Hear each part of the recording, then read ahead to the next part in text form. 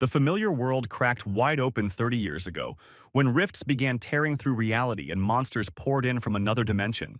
At the same moment, some people awakened supernatural powers, and society quickly slapped a new label on them: hunters. Using those abilities, they slowly but surely purged streets and cities, driving the monsters back into the dark. When the threat faded, tension turned into boredom, and the hunters started measuring strength against each other instead.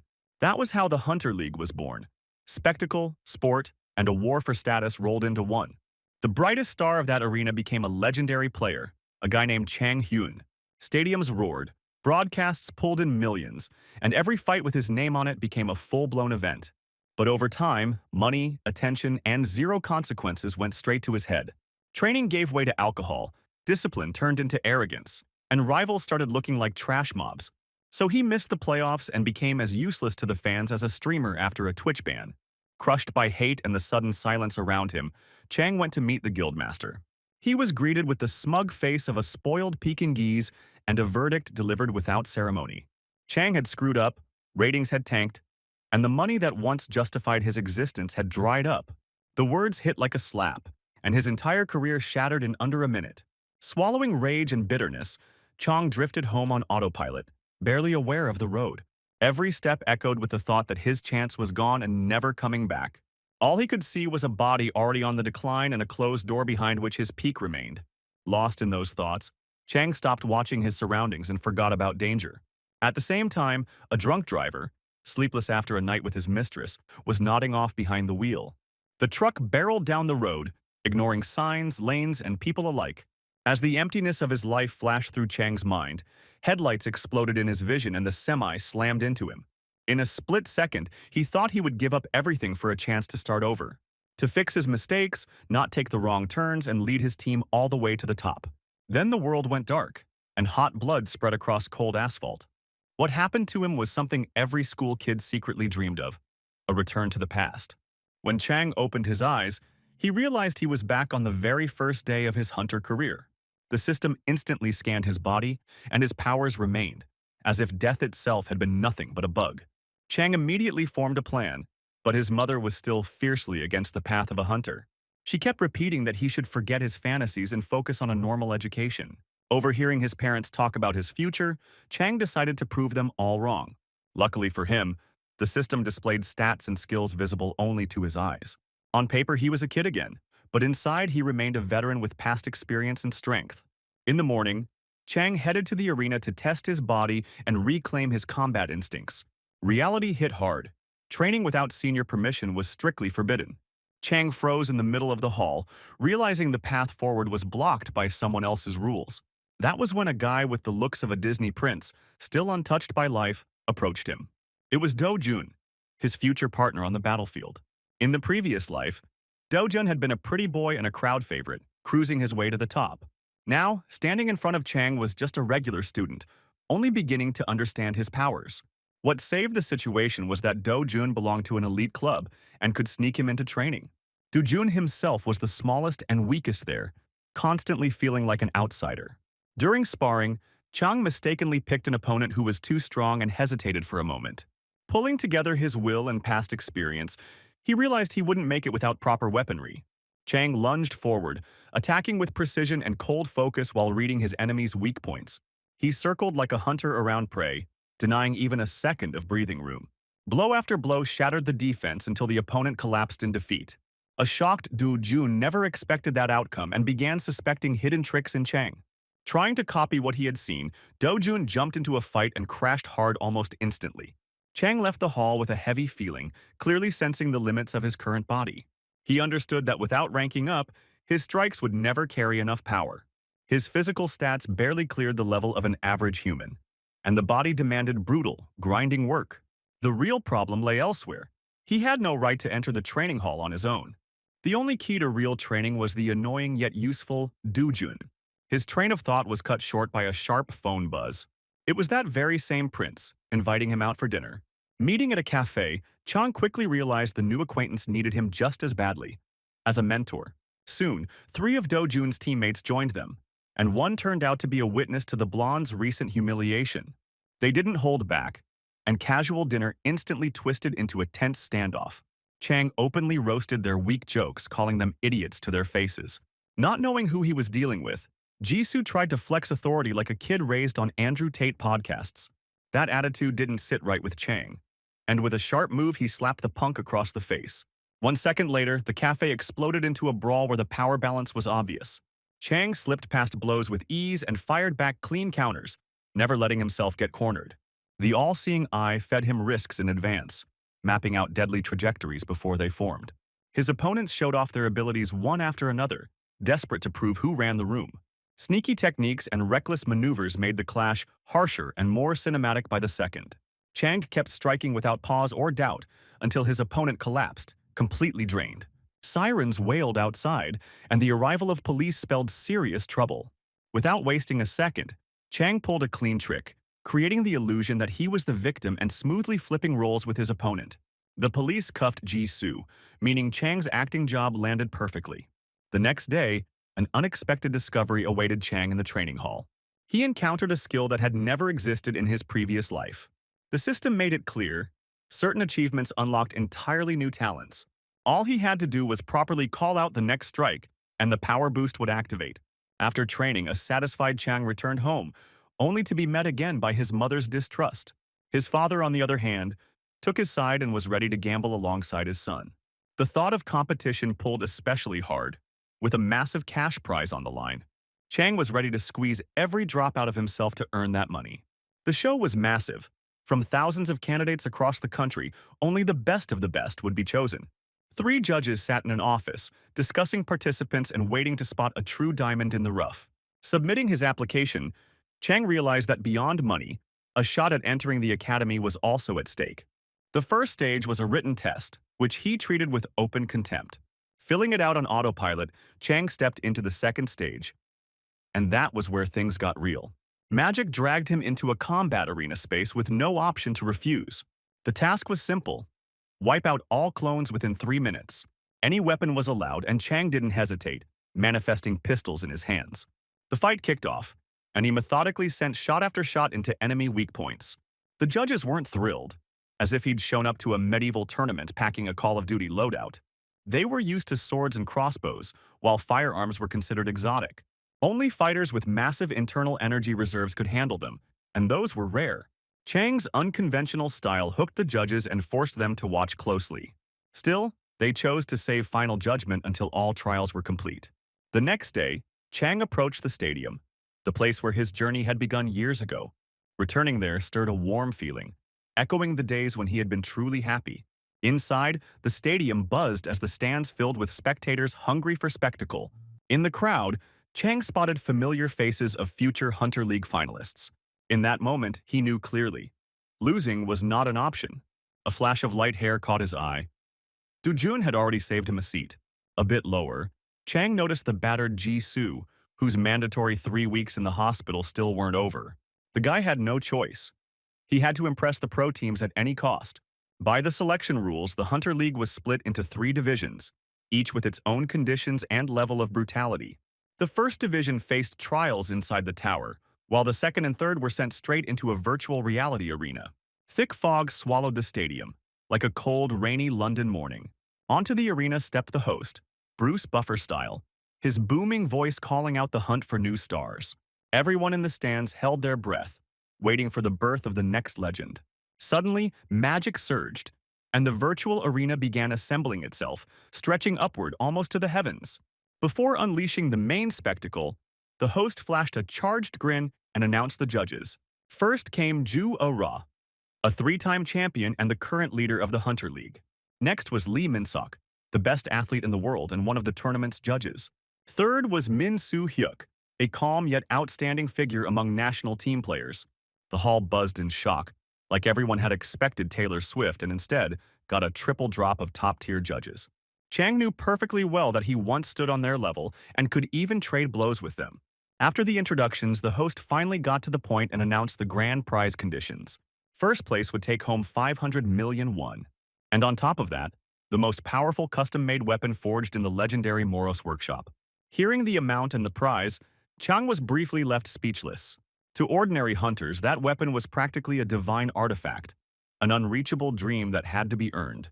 Chang instantly understood that with such a weapon, the road to greatness would shrink dramatically. Judge Ju Ara declared that out of the 100 hunters who passed the first two stages, only one would remain in the end. The first challenge would be a survival game in a dungeon, ending only when 20 participants were left standing. The rule was brutally simple: survive or die. With a cold smile, Chang was transported to the lands of lost souls, where he would prove his mastery. This place was painfully familiar. In his past life, he had spent a lot of time here. The lands of lost souls hid dozens of secret passages, and Chang knew the location of every single one. Hidden zones, traps, and core dungeon mechanics were basic knowledge to him. He paused for a second, calmly choosing where to start. At the same time, the judges in the arena were convinced this trial would tear Chang's mask off. They doubted his talent and believed he wouldn't show anything close to a true top-tier level. Yes, he had caught their interest, but his wins felt like luck rather than skill to them.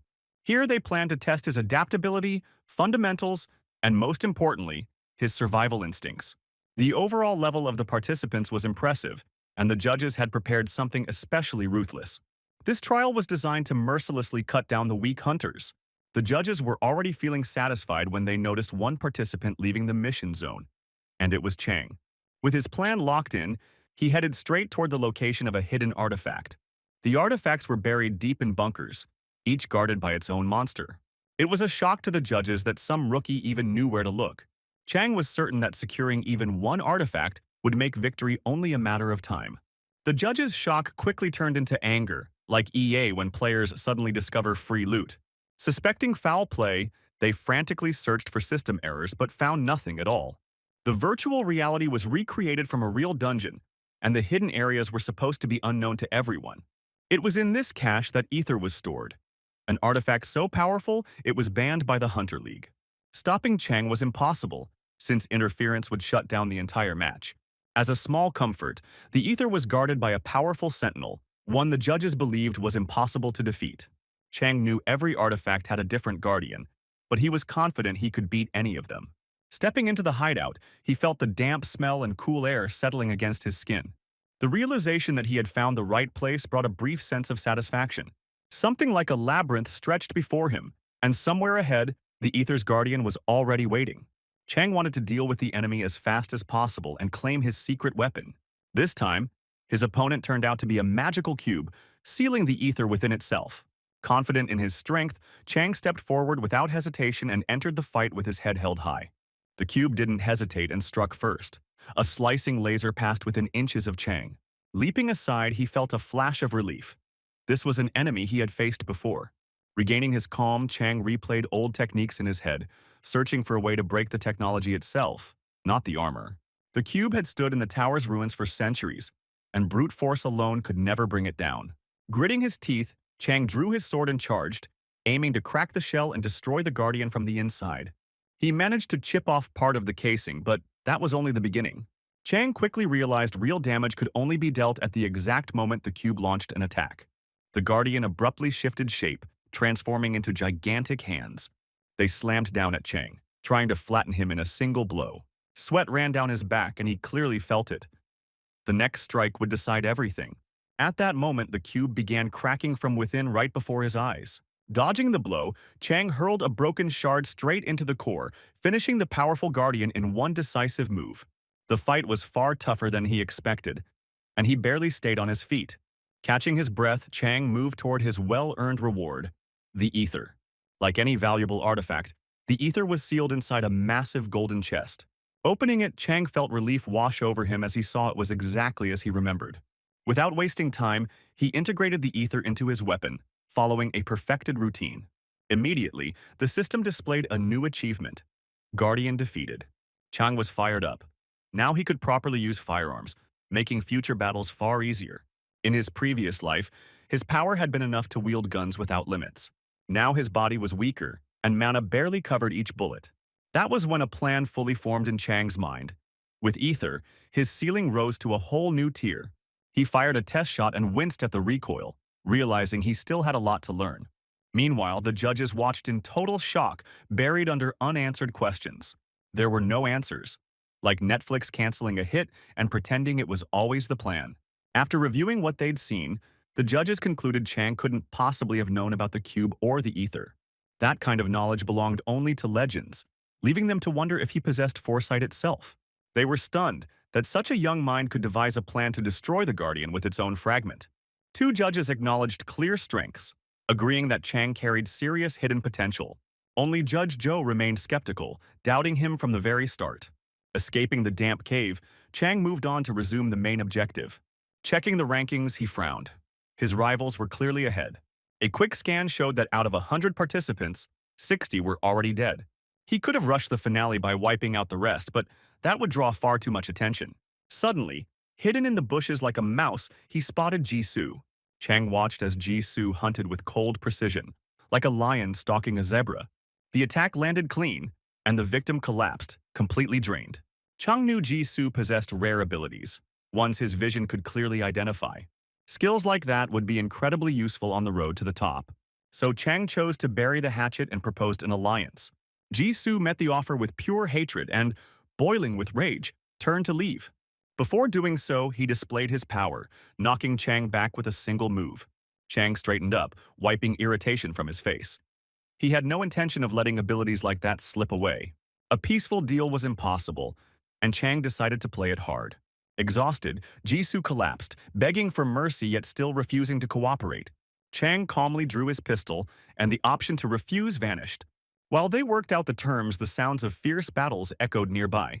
Several participants had banded together to increase their odds of survival. Those hunters were soaked in the spirit of war, fighting for every breath. And suddenly, from behind the backs of the newly formed allies, a strange, ominous sound rang out. Turning around, they saw a sword flying straight at them, stopped at the very last second only by Jisoo's power. Gunfire, shouting, and forced ultimatums about cooperation made way too much noise. That chaos quickly attracted unwanted guests, hunters of a higher rank and far more dangerous. Technically, temporary elite squads were allowed inside the dungeon, but the Hunter League had always been a team-based sport. Fighters like Jisoo, wielding gravity-based abilities, were worth their weight in gold within any group.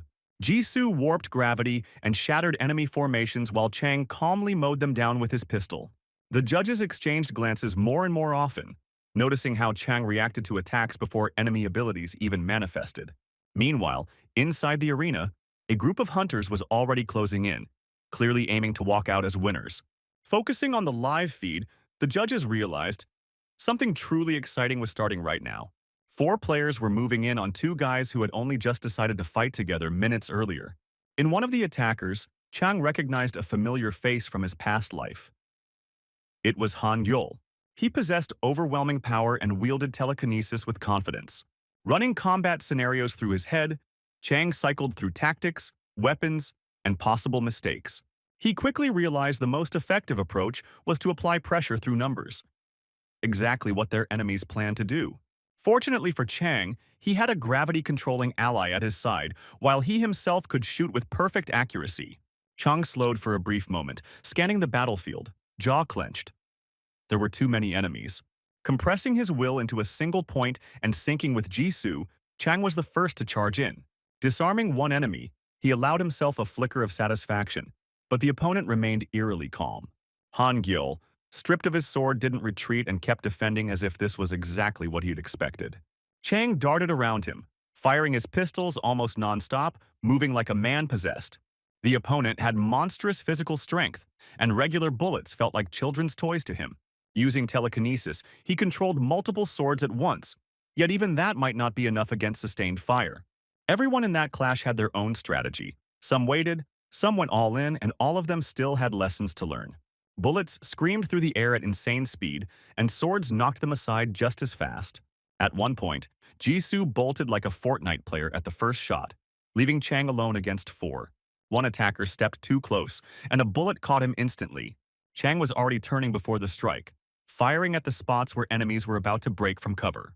He saved Han Gyul for last, a worthy opponent who made the fight especially brutal and tense. At the peak of the clash, the system abruptly cut the battle short and transported everyone to the stadium.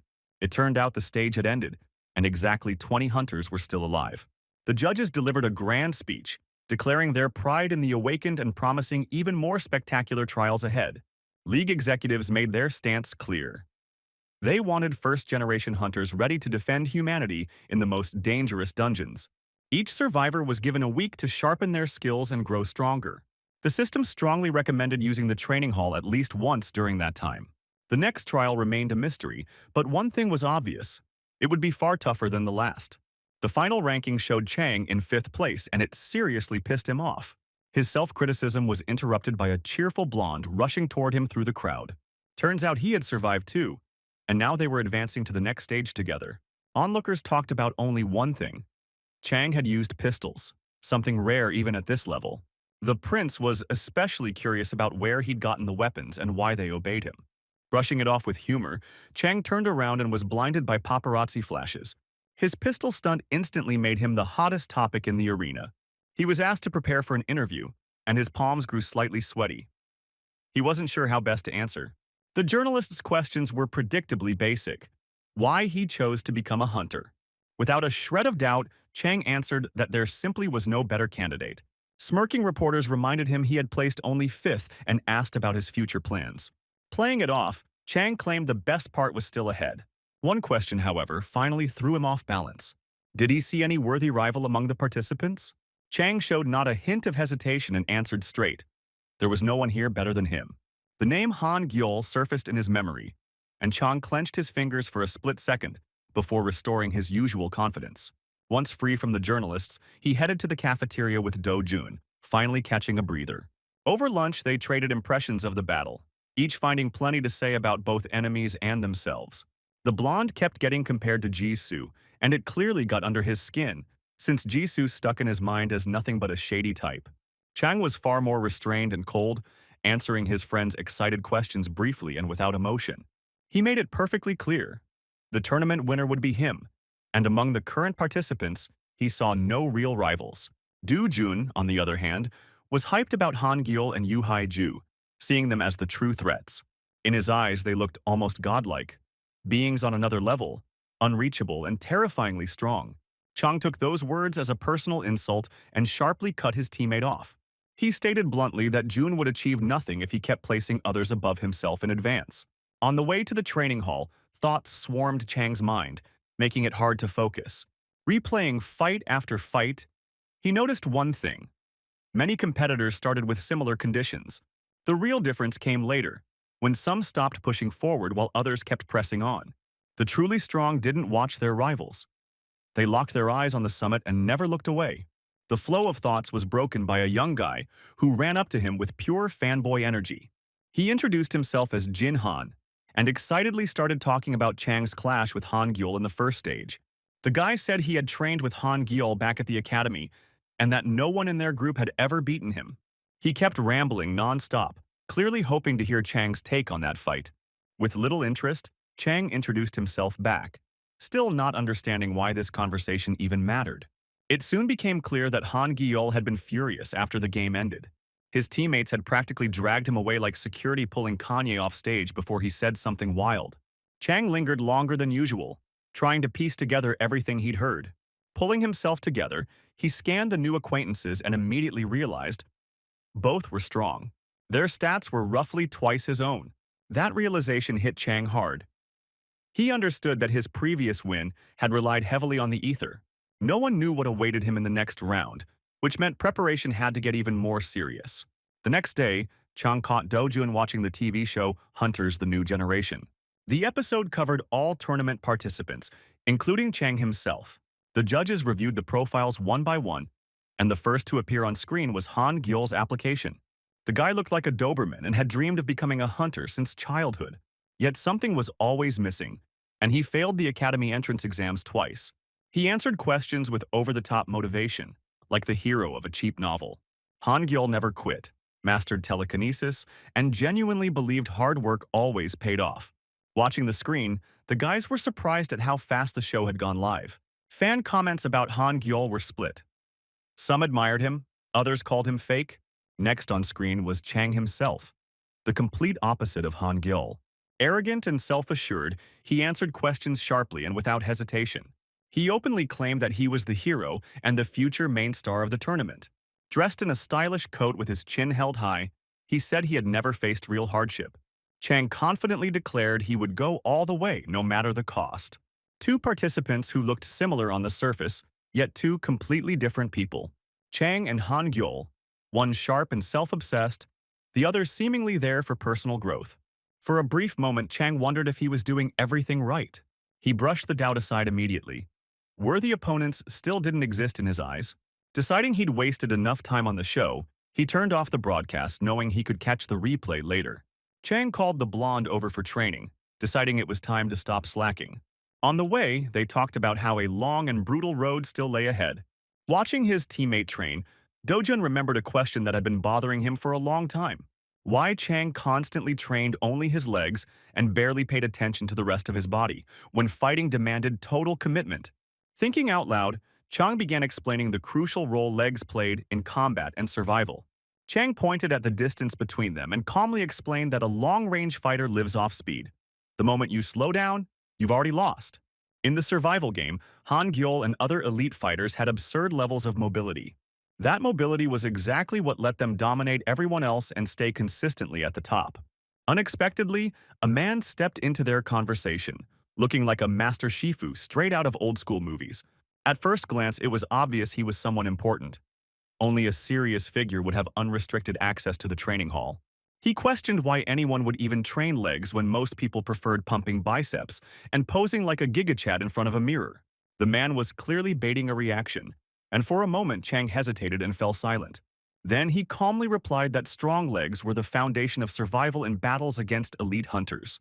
He defended his stance with confidence, citing examples from Western leagues and international arenas.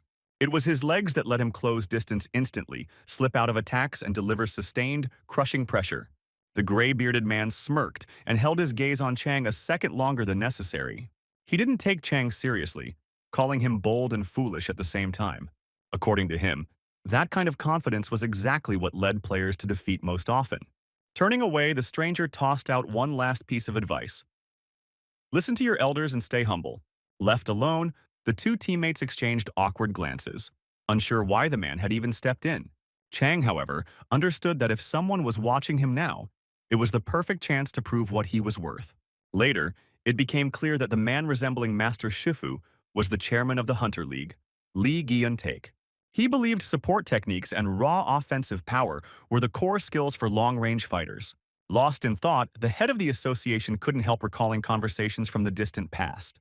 Long ago, he had discussed the very same topic with a close companion, almost word for word. Back then, his friend had said bluntly that for long-range hunters, legs were the deciding factor. Mobility and strong legs meant being ready for any outcome in battle.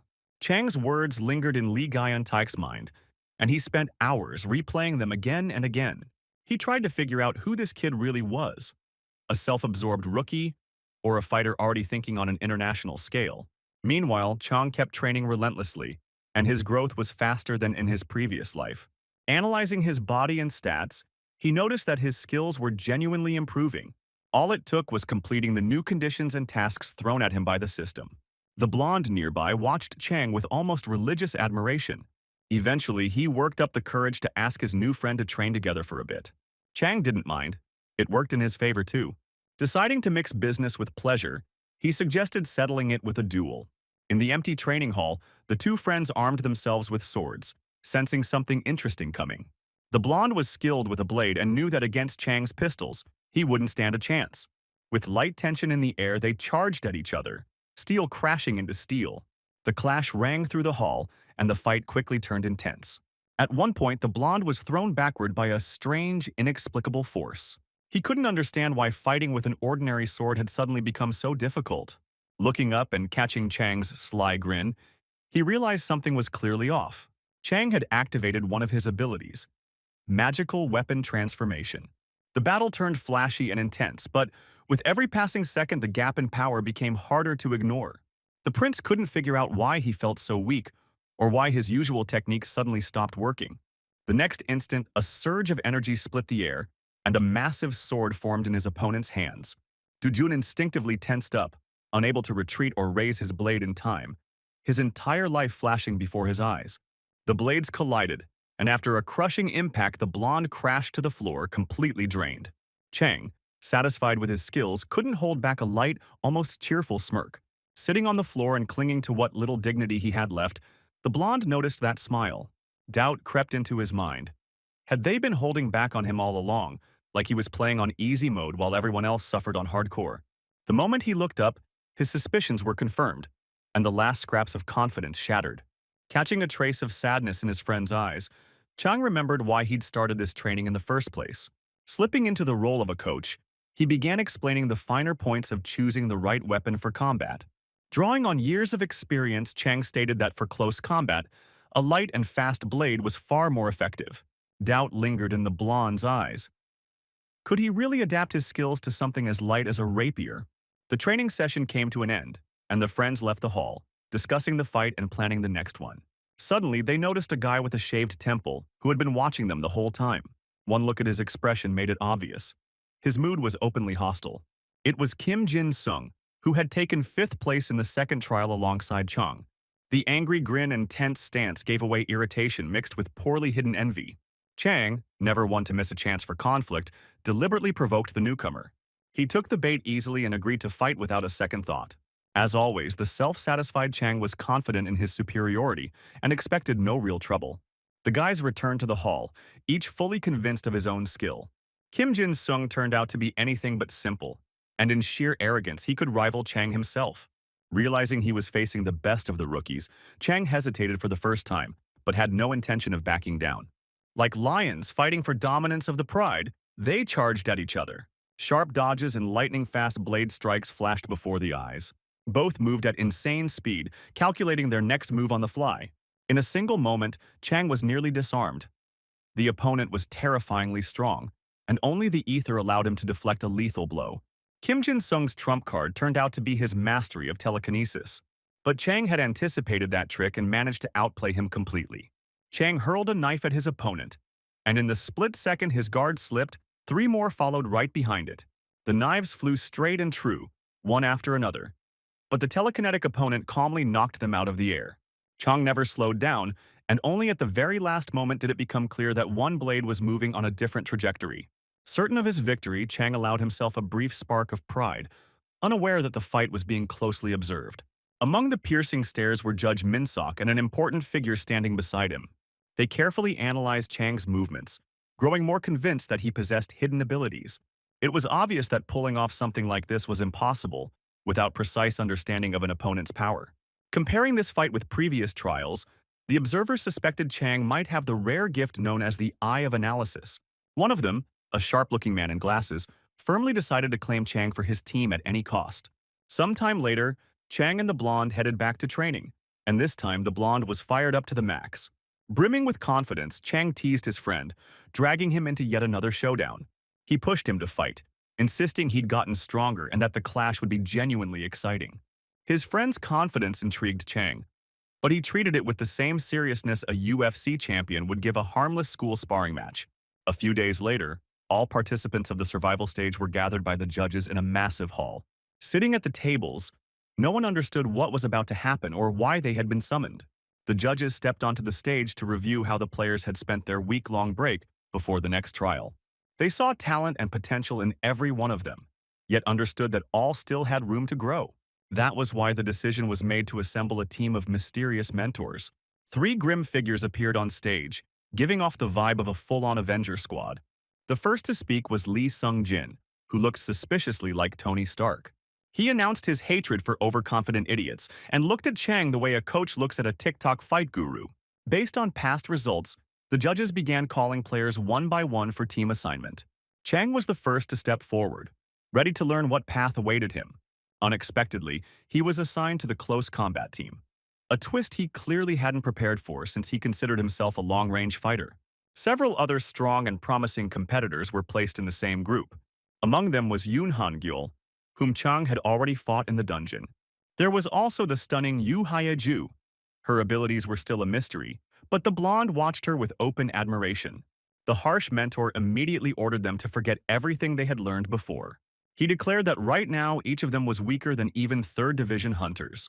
Those fighters could already battle freely in the air, using mana to maintain flight and mobility. That was why the first thing he intended to teach them was aerial combat. Chang, as always, stayed confident and ready to prove how good he really was. The mentor, however, never missed a chance to shove the rookies' weaknesses in their faces. He openly considered them unfit for real combat under harsh conditions. The constant shouting and pressure wrecked Chang's focus, fueling irritation. The so-called prince had it especially rough. He was in the same group and could barely stay airborne. Playing the role of the ultimate coach, Chang told his friend to come down. At that pace, he wasn't getting anywhere. Ignoring the fact that the mentor was clearly testing them, Chang started his own training session. He explained how the body should behave in midair and how to control the flow of mana. To make it clearer, Chang demonstrated everything with his own movements. To everyone's surprise, the blonde picked it up instantly. Proud of himself, he thanked Chang and believed more than ever that he had real talent. The mentor snapped, deciding the guys were treating everything like a game. He wanted to put the brats in their place and show who the real boss was. The trainer quickly concluded that Chang was an overconfident idiot and chose to personally test his strength. As the players prepared, tension filled the judge's chamber. Judge Ju A-Ra had considered Chang a fraud from the start and decided it was time to test him. She had deliberately placed him in the close combat team, expecting him to crack. The arrogant rookie irritated her, and she wanted proof he wasn't invincible. Back in the training hall, the mentor assigned the first brutal test. The task was to reach an aerial anchor suspended 100 meters above the floor.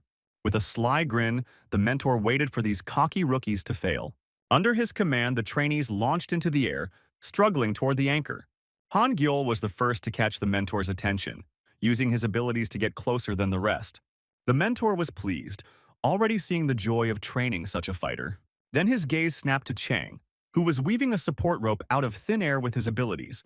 None of the trainees could believe what they were seeing, watching his actions in stunned silence. From high above, the mentor was shocked by how fearlessly Chang moved at such altitude. One wrong step, and the kid would have been plummeting downward at insane speed. For a brief moment, the mentor wondered whether he should save the self-absorbed fool. But Chang wasn't that simple, and his skills once again proved their worth. He formed a step in midair and managed to stabilize himself. Regaining balance, Chang threw a hook and latched onto the loop. The stunned mentor stared up at the audacious rookie, completely speechless. A satisfied Chang sat above, looking down like he was already picking the soundtrack for a victory YouTube Shorts clip. After that, the entire team was sent to a classroom for theoretical lessons. Chang, as usual, showed boredom and open disrespect. He cared about only one thing. What could they possibly teach him if he was already the best? The mentor seethed with rage, but for Chang it was just background noise. Waking from a half-doze during the lecture, Chang found a strange note in his pocket. He took it as a personal challenge and, of course, decided to check it himself. Clutching the note, he went to the designated location and waited for its author. After waiting a while, Chang assumed it was a prank, until his abilities flagged something strange beneath his feet.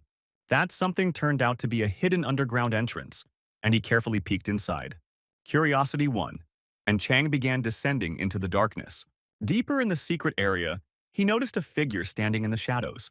As he got closer, Chang recognized the chairman of the Hunter League, the same man he had argued with about leg training. The chairman was pleased that the kid had correctly read his hints and directions. Chang bristled, unable to understand how anyone was supposed to decipher anything from that stupid scrap of paper. Lee Gyun-taek admitted that Chang's training and insane mobility had caught his interest. Lee Gyun-taek held his gaze on Chang, as if already measuring how far the boy could really go. The chairman, without raising his voice, remarked that the association was already placing serious bets on Chang. Chang's heart sped up despite himself. He needed to know why someone this influential had summoned him personally. Lee Gyun-taek walked confidently to a massive desk whose surface clearly hid more than paperwork. With a smooth, almost theatrical motion, he activated a hidden mechanism, and the desk split open to reveal a secret vault. Before Chang's eyes lay priceless artifacts and top-tier weapons, glowing with a cold, sacred light. Chang let his gaze slide across the arsenal, then returned it to the chairman, waiting for the real reason behind the meeting. Among the trophies, he spotted a sword of extraordinary beauty, the very blade he had wielded in his past life. Memories of hard-fought battles and victories surged back, and the thought of holding that sword again burned pleasantly in his mind. The chairman cast him a cryptic look and offered to let him borrow one of the trophies for a time. He added that any weapon here was far more valuable and fascinating than the tournament's grand prize. Chang was growing tired of the drawn-out performance and directly asked what they truly wanted from him. The chairman was taken aback by the tone. Most students would have licked boots faster than Elon stands under a fresh tweet. Finally, it became clear. The chairman was offering Chang the position of an official association hunter. Chang listened carefully, understanding that acceptance meant he could claim any of the displayed trophies. Intrigued yet irritated, he asked what real benefit he would gain from such a deal. The chairman hesitated. Usually people would die for an opportunity like this.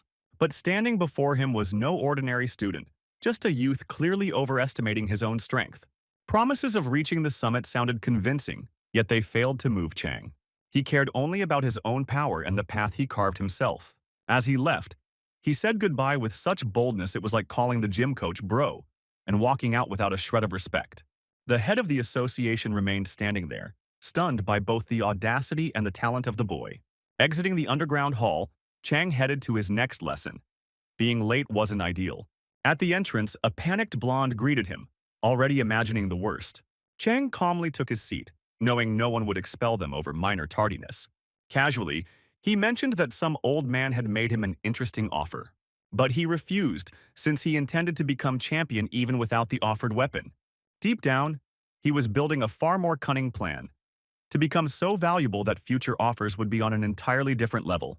Soon after, a new test was announced to measure progress following mentorship training. Winners would advance to a higher tier, with a rare mana stone as a bonus reward. The stone was incredibly valuable and perfect for Chang. He had already mentally claimed it. The judges declared the trial would be broadcast live, and the top scorers would gain the right to choose their own teams. Participants were divided into 3-on-3 squads, and combat would take place strictly in the air. In the judges' chamber, debate flared. Some shook their heads at Chang's attitude, others pointed to his results. Yet they all understood one thing. He wasn't a team player, and this challenge would test him hard. The players gathered in a large hall, waiting for further instructions. In the judges' room, Ju A-ra admitted she hoped to see Chang fail. She believed his persistence and knowledge were strong, but his isolation made him vulnerable. She also knew long-distance endurance wasn't his best trait and planned to exploit that. The other judges acknowledged his talent but agreed. His arrogance could become his weakness. Chang entered the room filled with participants to select 2 teammates. In front of the cameras, he chose coldly, like drafting NBA players while already picturing himself on a 2K cover. 2 familiar faces immediately caught his eye. Strong and reliable candidates. Chang evaluated them with a satisfied smile, like a strategist assembling the perfect squad. Kim Jin-sung, whom he had recently defeated, was furious that they now had to work together. He couldn't forgive either the loss or how stylishly Chang had outplayed him. The second pick was Jisoo. With him, Chang already had experience from a temporary alliance. Turning on the charm, Chang declared he would handle the dirtiest work himself. Within seconds, he was clearly outlining a battle plan and the path to victory. The trio formed a tight circle, discussing strategy like kids sharing a dangerous secret. No one could tell whether Chang was explaining tactics or revealing something far more serious. In the next instant, the guy with the shaved temple jumped back in shock. Terror echoed in his voice, as if what he heard had flipped his entire world upside down. Chang confessed he had come from the future and asked them to trust him. He warned them that a brutal trial lay ahead and that now was not the time for mercy. Minutes later, the 3-on-3 battle began. One rule only: fight in the air, touch the ground, and you lose. Chang paused for a second on the ground, scanning the arena, anxiety mixing with cold certainty. The battle kicked off, teams spreading across the vast space while maintaining contact through earpieces. Chang had already ordered his team to retreat at the first sign of enemy contact. There were only 3 teams in the arena, but the space was so massive that encounters weren't easy. He began ascending slowly, yet the calm didn't last long. Arrows rained from all directions, and Chang sharply dashed backward, evading the assault. Ignoring pursuit, he headed toward the center of the towering structure, just as he had planned from the start. With predator precision, he calculated the distance and prepared to leap. Pushing off, Chang shot upward and moments later landed atop the structure. Securing his position, he contacted his team and confirmed readiness. Ensuring his allies had eyes on him while he remained unseen by enemies, Chang gave the signal. Standing at the arena's highest point, he fired into the air, deliberately drawing attention. It didn't take long. Jin Han, the same guy from the cafeteria, arrived quickly. He seemed surprised to see Chang alone in such a dangerous zone, but smiled, declaring him the first target. Slightly scatterbrained, Jin Han immediately informed Han Gyul of the encounter through comms. Chang cast a quick glance around and accelerated. Staying here too long was suicide. Jin Han, still friendly, began explaining that he had studied close combat tactics against shooters. Chang grew tired of the chatter. The opponent was stalling like he was waiting for a character buff update. Ever since their last meeting, Jin Han had wanted details about the fight with Han Gyul and promised to ask again after this one. Expecting a harsher assault, Chang easily deflected the first attack. To maintain advantage, he needed to control distance, and there was plenty of space here. Using a mana thread, he rose higher, claiming a superior attack angle. The opponent immediately followed, still talking even midair. Chang maneuvered along an aerial loop, preparing a strike with ninja-like precision. At the right moment, he twisted sharply and fired, aiming to end it fast. But Jin Han was agile and moved confidently even in the air. The bullet was deflected by his blade before it could land. Chang mentally acknowledged. This opponent deserved respect, and a single pistol wouldn't be enough. Continuing his maneuver, he felt his mana reserves might not last for a quick finish. At that moment, Han Gyul joined the fight, burning for revenge. Face twisted with fury, he charged recklessly, abandoning calculation. Chang calmly tapped his mic and sent a coded signal to his team. Han Gyul and Jin Han increased the pressure, closing in for a combined strike. That was when Chang gave the order to launch the counterattack. The opponents thought it was a bluff and activated telekinesis, hurling their weapons forward. Chang kept dodging, knowing the climax was seconds away. Enraged enemies flung blades at him with the confidence of schoolyard haters, blind to the trap. A second later, confidence turned to shock. A gravity attack crashed down on them. Chang's team entered the fight in perfect sync, showcasing true class. Shouts erupted from the stands as Chang suddenly began to fall. But in the same instant, the opponents also lost their footing and dropped after him. From cover, Chang's allies stripped the enemies of their ability to stay airborne. Just as it seemed they would all crash, a dense air cushion formed beneath Chang. His opponents continued falling, and the system soon registered their defeat. Chang fired an air hook and climbed out of the cushion, landing as the victor. After catching his breath, Chang linked up with his team and admitted that, after the gravity strike, his body had glitched for a second. It felt like an invisible press had crushed him from all sides, but survival meant tanking the pain and pushing through. Honestly, Chang's plan wasn't some galaxy brain masterpiece. It all hinged on knowing both enemy and ally abilities inside out. What really made it work was what they had agreed on beforehand. Chang played bait, lured the enemies high into the air, and Jisoo dropped the gravity hammer at the perfect second. At the same time, their third teammate caught the falling Chang with telekinesis, and the combo landed almost flawlessly, like they had rehearsed it for weeks. Still, celebrating was premature. The game wasn't over, and plenty of opponents remained. And chances were high that many had already clocked their tactic and wouldn't fall for the same trick twice. Moments later, the system announced that a significant number of hunters had already been eliminated. It turned out most of them had been taken out by Hyo-ju. The seemingly fragile girl had revealed herself as a true sky predator. Chang's team was officially declared the round's winner, and everyone understood how much work had gone into that result. In the aerial bloodbath, Hyo-ju had fought as part of another team and mercilessly crushed anyone who underestimated her. Overhearing the defeated opponents, Chang was surprised. They openly admitted defeat and called his maneuver impressive. Even Han Gyul apologized to his teammates, admitting he should have been more cautious knowing Chang's abilities. Hearing that, Chang remembered his past life. Back then, he raged at failures until he learned to analyze mistakes instead of self-destructing over them. His thoughts were interrupted by Kim Jin-sung, still recovering from the brutal round. He approached and forced out an apology for his earlier harsh words. After saying it, he hurried away, as if another second would have shattered his pride. Meanwhile, the beautiful judge remained in total shock, unable to believe Chang had won so confidently. She had counted on his weakness in close combat to expose him, yet he had outplayed everyone with pure strategy. It amazed her how many hidden layers one player could carry. Even knowing others' abilities, executing such a plan wasn't easy. Later, everyone was gathered again in the arena for the official results of the first round. Chang's squad was labeled Team B and announced as the top scorers, earning the Mana Flow Stone as their prize. The guys celebrated the trophy, while Chang quietly noted that step one of his long-term plan was complete. He expected the artifact to awaken more of his hidden power and accelerate his growth. The judge reminded them that every tournament has its eliminations. Without losers, survival games don't exist. The scoreboard began listing the names of those who had fallen due to weakness or mistakes. First among the eliminated was the blonde Kim Do-jun. However, the losers were given a shot at redemption. They would form teams and defend their territory for 1 full minute.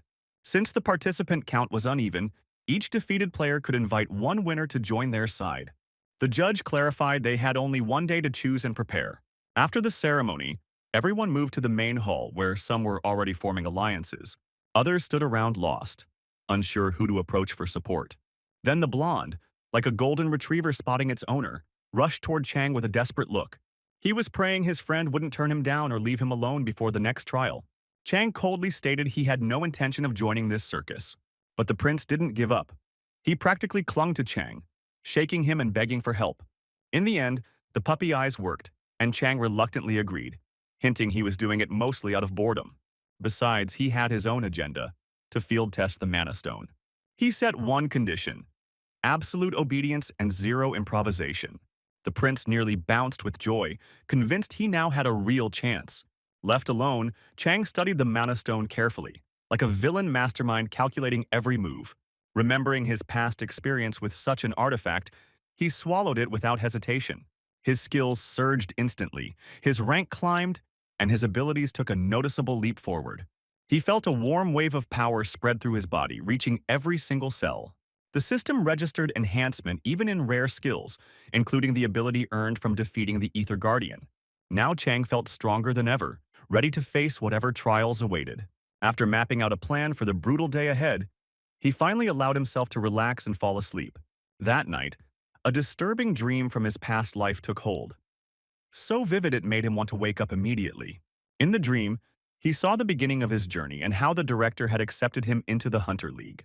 But in the nightmare, the director appeared as a sinister lizard, needing only one thing from him: to awaken his true power as quickly as possible. In the dream, Chang felt small and powerless again, like the whole world was crushing down on him. And in that exact moment, his full power awakened in blazing bloom. But when the director learned of it, he only laughed wide with his serpent mouth, and that laughter echoed like someone else was pulling the strings behind Chang's success. Even in the dream, Chang clearly remembered how, after activating his power, he kept rising, winning, lifting trophies, proving his dominance to everyone. Yet that success was short-lived. Ratings crashed, fans turned away, and the summit became untouchable. Chang woke up in a cold sweat, breathing hard and grateful it was only a dream, not a replay of his downfall. The bitter memories still pulsed in his head, but now he had a second chance, and he wasn't about to waste it. He replayed his recent battles and admitted to himself that he had progressed further than most rookies in that time. Still, he knew the truth. His victories weren't built on pure skill alone, but also on cunning and artifacts. After absorbing the Mana Stone, his strength had clearly spiked, and Chang felt ready for new feats, finally slamming the door on his past life. Pulling himself together, he headed to meet his teammate. Today's trial would be serious. At their meeting, the prince enthusiastically declared he had prepared a detailed plan, from warm-up to final strategy. The blonde laid out his scheme with passion, but it sounded painfully naive, and Chang barely held back a grin. Chuckling to himself, Chang realized he would once again have to carry the leadership in this duo. A few hours later, the friends arrived at the stadium. The trial was about to begin any second. In an instant, space warped, dragging them into a parallel reality for the mission. Scanning the terrain, Chang immediately began adjusting the strategy for capturing the zone. He explained the plan in detail to the prince. They would act as a pair, and one mistake meant defeat. The blonde disliked the idea. Marching into the stronghold of the strongest players felt like suicide. The prince still considered Yoon Han-gyul and Yoo Hye-ju the most dangerous participants and openly feared them. Chang coldly replied that with that mindset, he had already lost. Fear was the worst ally in battle. They were given only minutes to prepare and agreed to dash toward the central building right after the start. Chang launched forward, nearly forgetting his friend, convinced he had mastered aerial step and anchor better than anyone. His mobility was meant to secure the prime position first and stall the enemies. Yoon Han-gyul and Yoo Hye-ju were also heading for the center and noticed Chang leaping through the air. The girl, irritated, recalled how his earlier provocation had forced her into fighting a swarm of opponents. She believed that without his stunt, she wouldn't have wasted so much energy on unnecessary clashes. Han Gyul felt ashamed of his previous recklessness and promised not to act impulsively again. The girl backed him up, telling him to stay sharp and keep his cool. Han Gyul admitted that Chang came up with something new every time, and underestimating him was dangerous. Yu Haiju confidently reminded him that she had already defeated 3 players without any allies. She believed that in close combat, one precise strike would be enough to eliminate Chang and strip him of mobility. Han Gyul didn't argue. He knew her stubbornness was nearly unbreakable. The partners moved forward, determined to end the game as victors. Meanwhile, Chang, bored while waiting for the prince, spotted a few players and decided to test his upgraded power. A girl and her ally were calmly walking down the central street, unaware of the crosshair hovering above them. The shot rang out sharp and clean. The bullet landed perfectly, like Pro Mode had auto-activated. Chang noted that this shot felt different. Stronger, cleaner, clearly boosted by the ether effect. The second player tried to react, but the next bullet caught him as well. In his earpiece, the prince nervously reported hearing gunfire, but Chang calmly replied that he had everything under control. They agreed to regroup on the second floor of the nearest building and continue clearing the area. While waiting for his ally, a thought crossed Chang's mind. Eliminating one more opponent could secure extra advantage. In the judge's chamber, Ju A-ra once again found herself unsettled by Chang's behavior. Her colleague insisted that the boy was displaying outstanding shooting talent. The judges admitted that Chang had shown promise since day one, yet Zhou remained skeptical. What troubled her was why someone with that level of skill needed the forbidden artifact. Ether. His choice of pistols also seemed odd to her, since they were rarely used even in training. At that moment, a rough voice cut through the discussion, reminding them that enhanced abilities often unlock new talents. It was the chairman, who had personally come to observe Chang. The judges were surprised that the head of the association had taken interest in this rookie. The chairman calmly remarked that Chang had rejected his offer to join the league, adding with a faint smile that the boy was truly bold. A moment later, the chairman added that he would have gladly raised the stakes if he had known in advance just how strong this kid would turn out to be. With a sly smile, he hinted that he hoped fate would cross his path with Chang again under very different circumstances. The judges were clearly intrigued, wondering what kind of chess match this silver-haired strategist was playing behind the curtains. Meanwhile, back in the trial, the flustered blonde finally reached Chang, still out of breath from the frantic climb. Chang gave a short command to move up to the second floor of the towering building. That was where their plan was meant to run flawlessly. Entering a room with shattered windows, the prince spotted Chang crouched behind the sill like a predator waiting in ambush. The building across the street looked empty, and Dojun exhaled, thinking they had caught a lucky break. He started assuming the others were hiding in the shadows, trying to stall until the final signal. Chang suddenly asked who seemed weaker, Yu Hyo-ju or Han Gyul. At first, the blonde didn't get it, but once the meaning clicked, a chill ran down his spine. He was basically being asked which monster he was willing to face, even though he didn't feel capable of beating either. Chang calmly clarified that he only needed to hold for 1 minute. Everything else would be handled. He broke the plan down step by step, leaving no room for confusion.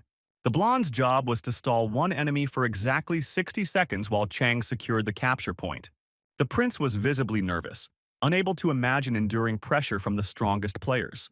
Chang, on the other hand, looked completely confident, both in himself and in the hidden potential of his ally. The blonde followed him like someone marching toward a sentence, unsure of what was about to unfold. Reaching the capture point, a tight room in the center of the building, they examined every detail carefully. The system warned that if any opponent breached the room, their team would be instantly eliminated. The enemies were already closing in, and their energy made it clear they were ready to win at any cost. The girl from the opposing team simmered with irritation. To her, Chang was nothing but an arrogant upstart. Their objective was simple: locate and seize the point defended by Chang and his partner.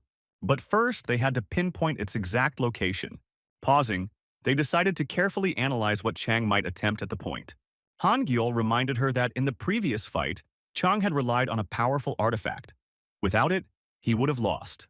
He also pointed out Chang's flawless focus and lightning mobility, which had enabled that dangerous maneuver. However, inside the confined capture room, space for movement would be limited, meaning Chang's mobility advantage would shrink. The girl pondered so deeply it looked like she was decoding an Illuminati conspiracy theory, yet still concluded Chang was definitely scheming something. She asked Han Gyul to hear her out.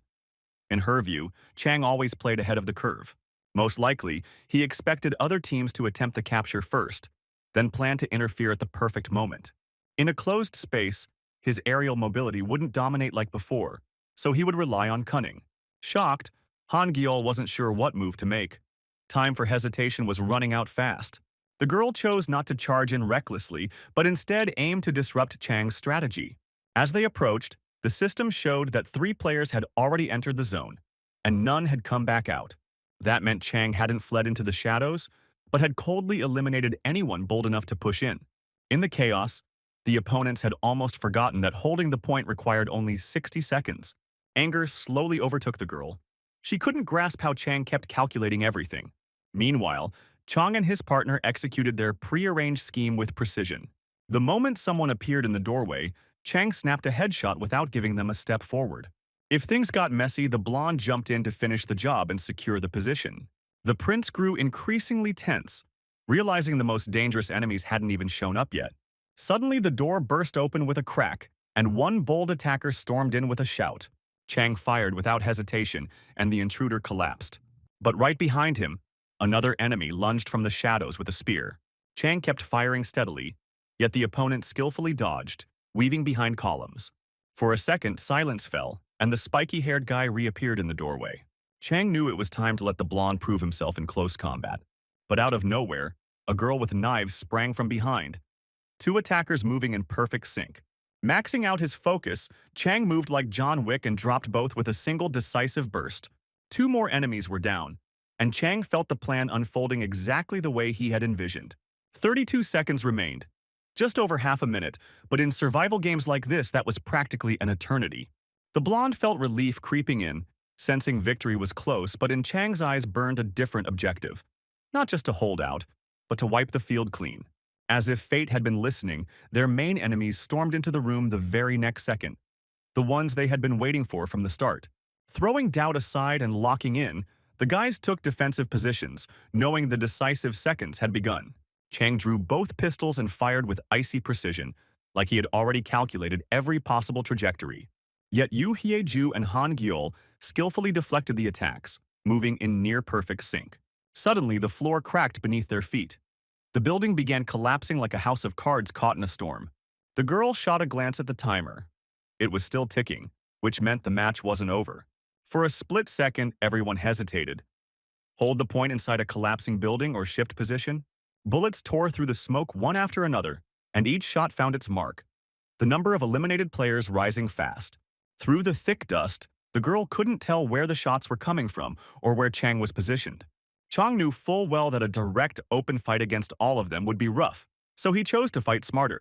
Having pre-boosted his weapons with ether, he had raised their power and penetration. Activating every skill, from analysis to trajectory calculation, Chang applied pressure without panic. The battle painfully echoed his past, the moment his team had begun losing rank in a brutal slide. Memories surfaced of teammates falling into traps one by one. Back then, only Chang had escaped alive, and he had sworn never to let that happen again. In that fight too, he had collapsed a building and hunted the enemy team through the rubble. Fans had witnessed an insane spectacle. Chang nearly carried the team solo to victory. But the miracle never came, and the team still crashed down like an artist's career after one lucky hit. The fatal flaw had been lack of mana. His weapon had failed at the critical moment. Now it was different. His mana reserves were full, and he refused to repeat old mistakes. In the end, Chang and the blonde emerged victorious, clearing the arena down to the last opponent. The stunned judges could hardly believe someone had eliminated every participant in a single stage. Chang hadn't just defended the capture point. He had turned defense into total domination. For the first time, the judges openly admitted he was fighting at a professional level. Yet one question lingered. How had he seen his enemies through that dense cloud of dust? After deliberation, the judges concluded that Chang possessed a special analytical ability. In their view, that power was what gave him the confidence to win even in pure chaos. As soon as the stage ended, all participants were gathered in the central hall. Chang glanced at his phone. Fans were losing their minds, clips of his wipe spreading across the net. From the outside, it looked like genius-level showmanship. But Chang knew it was just calculation and experience. For him, scenarios like this were old territory. He was simply correcting past errors. The system notified him that his abilities had grown due to the intense load. The prince stared at his friend in awe, even fantasizing about touching that so-called magic pistol. He couldn't grasp how someone could shoot that accurately in a room filled with dust and chaos. Chang gave a short answer. Instinct. But that didn't satisfy the blonde, who wanted more. The judges stepped onto the arena to announce the official results. The head judge emphasized that the show sought the strongest, sharpest, and most dynamic players. She added that every participant still had room to grow and prove their worth. Those who passed were congratulated and officially welcomed as future hunters. The judges noted that in such a short time, several outstanding participants had already stood out. But ahead awaited the final trial. Decisive and the most brutal yet. For it, teams of 7 needed to be formed by the end of the day. Additionally, a special guest would attend the finale, a detail that particularly caught Chang's attention. After the announcement, the participants moved to the main hall, where aggressive recruitment immediately began. Representatives from different teams rushed toward Chang with offers. Managers pushed and argued like it was an auction for the next Messi, while Chang calmly observed the chaos. To streamline things, he suggested all managers gather in one place so he could hear them one by one. Once assembled, Chang sat down like a king on a throne, ready to decide who was worthy of joining his squad. What mattered to Chang wasn't flashy speeches, but concrete terms of cooperation the academies were ready to offer. The first to introduce himself was Shin Woo-cheol, coach of the Seoul Academy national team, confident and charismatic. He painted a long, colorful picture of his academy's glory, stacking up titles and medals while persistently urging Chang to choose them.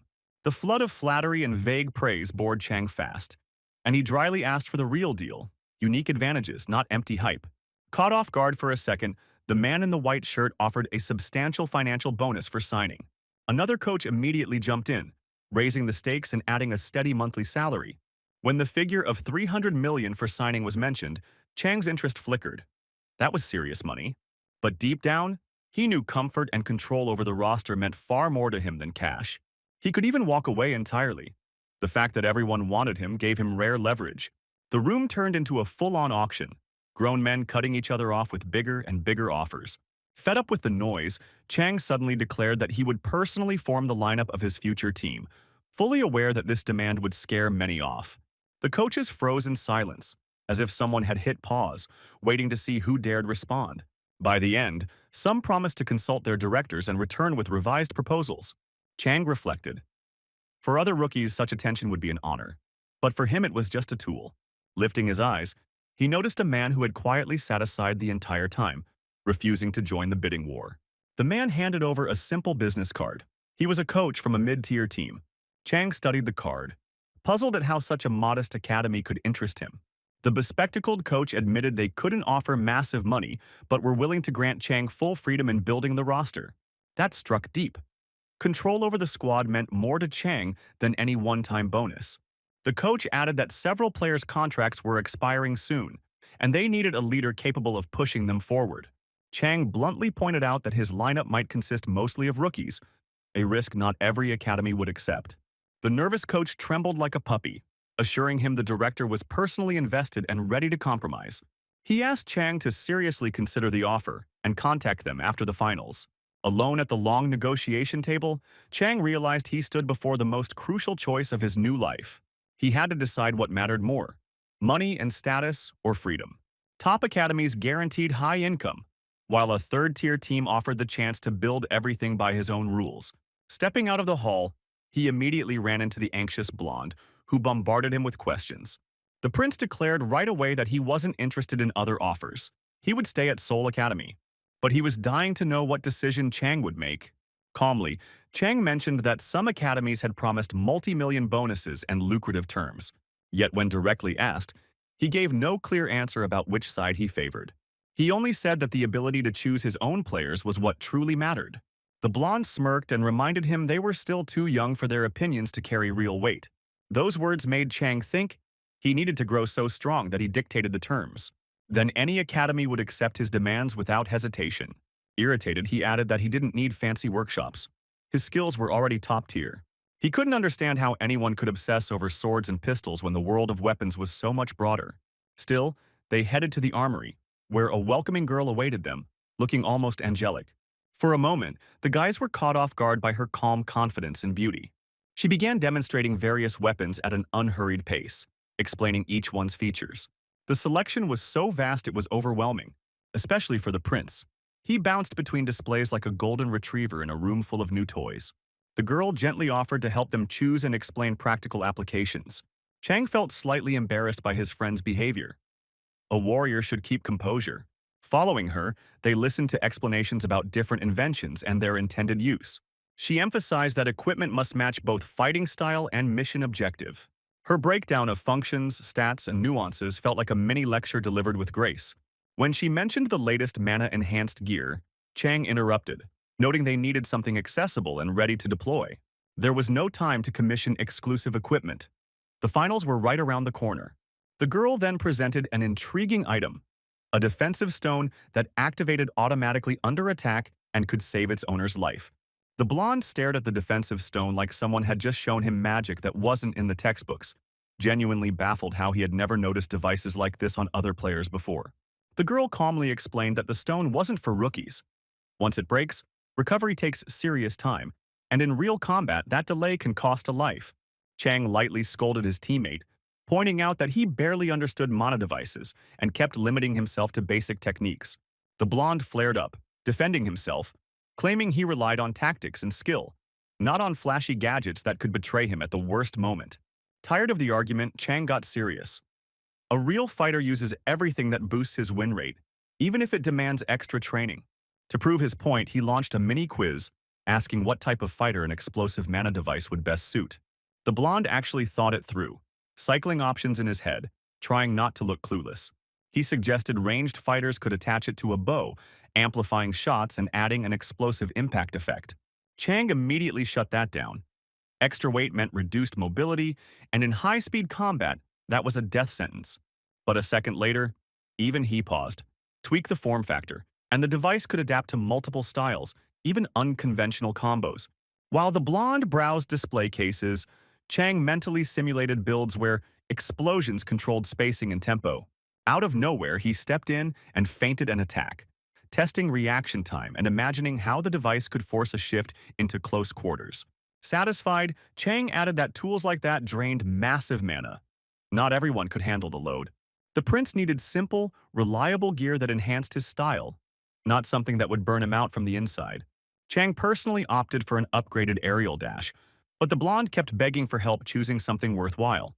After a moment of thought, Chang spotted a compact attribute that would sync perfectly with his teammates' abilities. It looked like a small whistle, subtle, low-key, but capable of releasing a sonic pulse that disoriented opponents for a split second.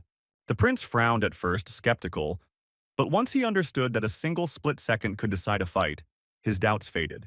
Leaving the armory, the two headed for the arena, where the judges were already waiting with a new announcement.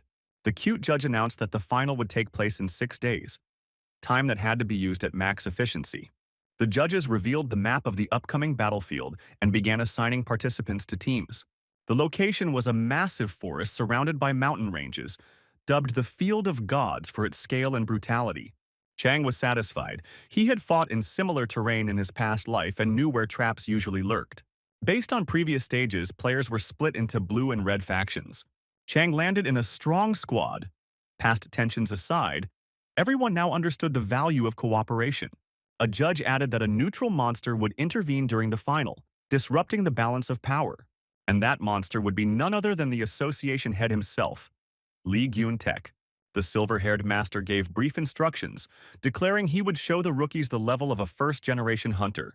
The players were granted a week of preparation. Nerves ran high, but Chang remained ice-cold. Still, the chairman's participation put him on alert, and he decided to clarify things personally. Chang intercepted the director and returned the business card from that so-called mediocre team. The man feigned surprise, claiming he only knew the team sat near the bottom of the rankings. But Chang remembered the future. Years from now, Lee Gyun-taek would become its true owner. Without holding back, Chang called it out, creating instant tension.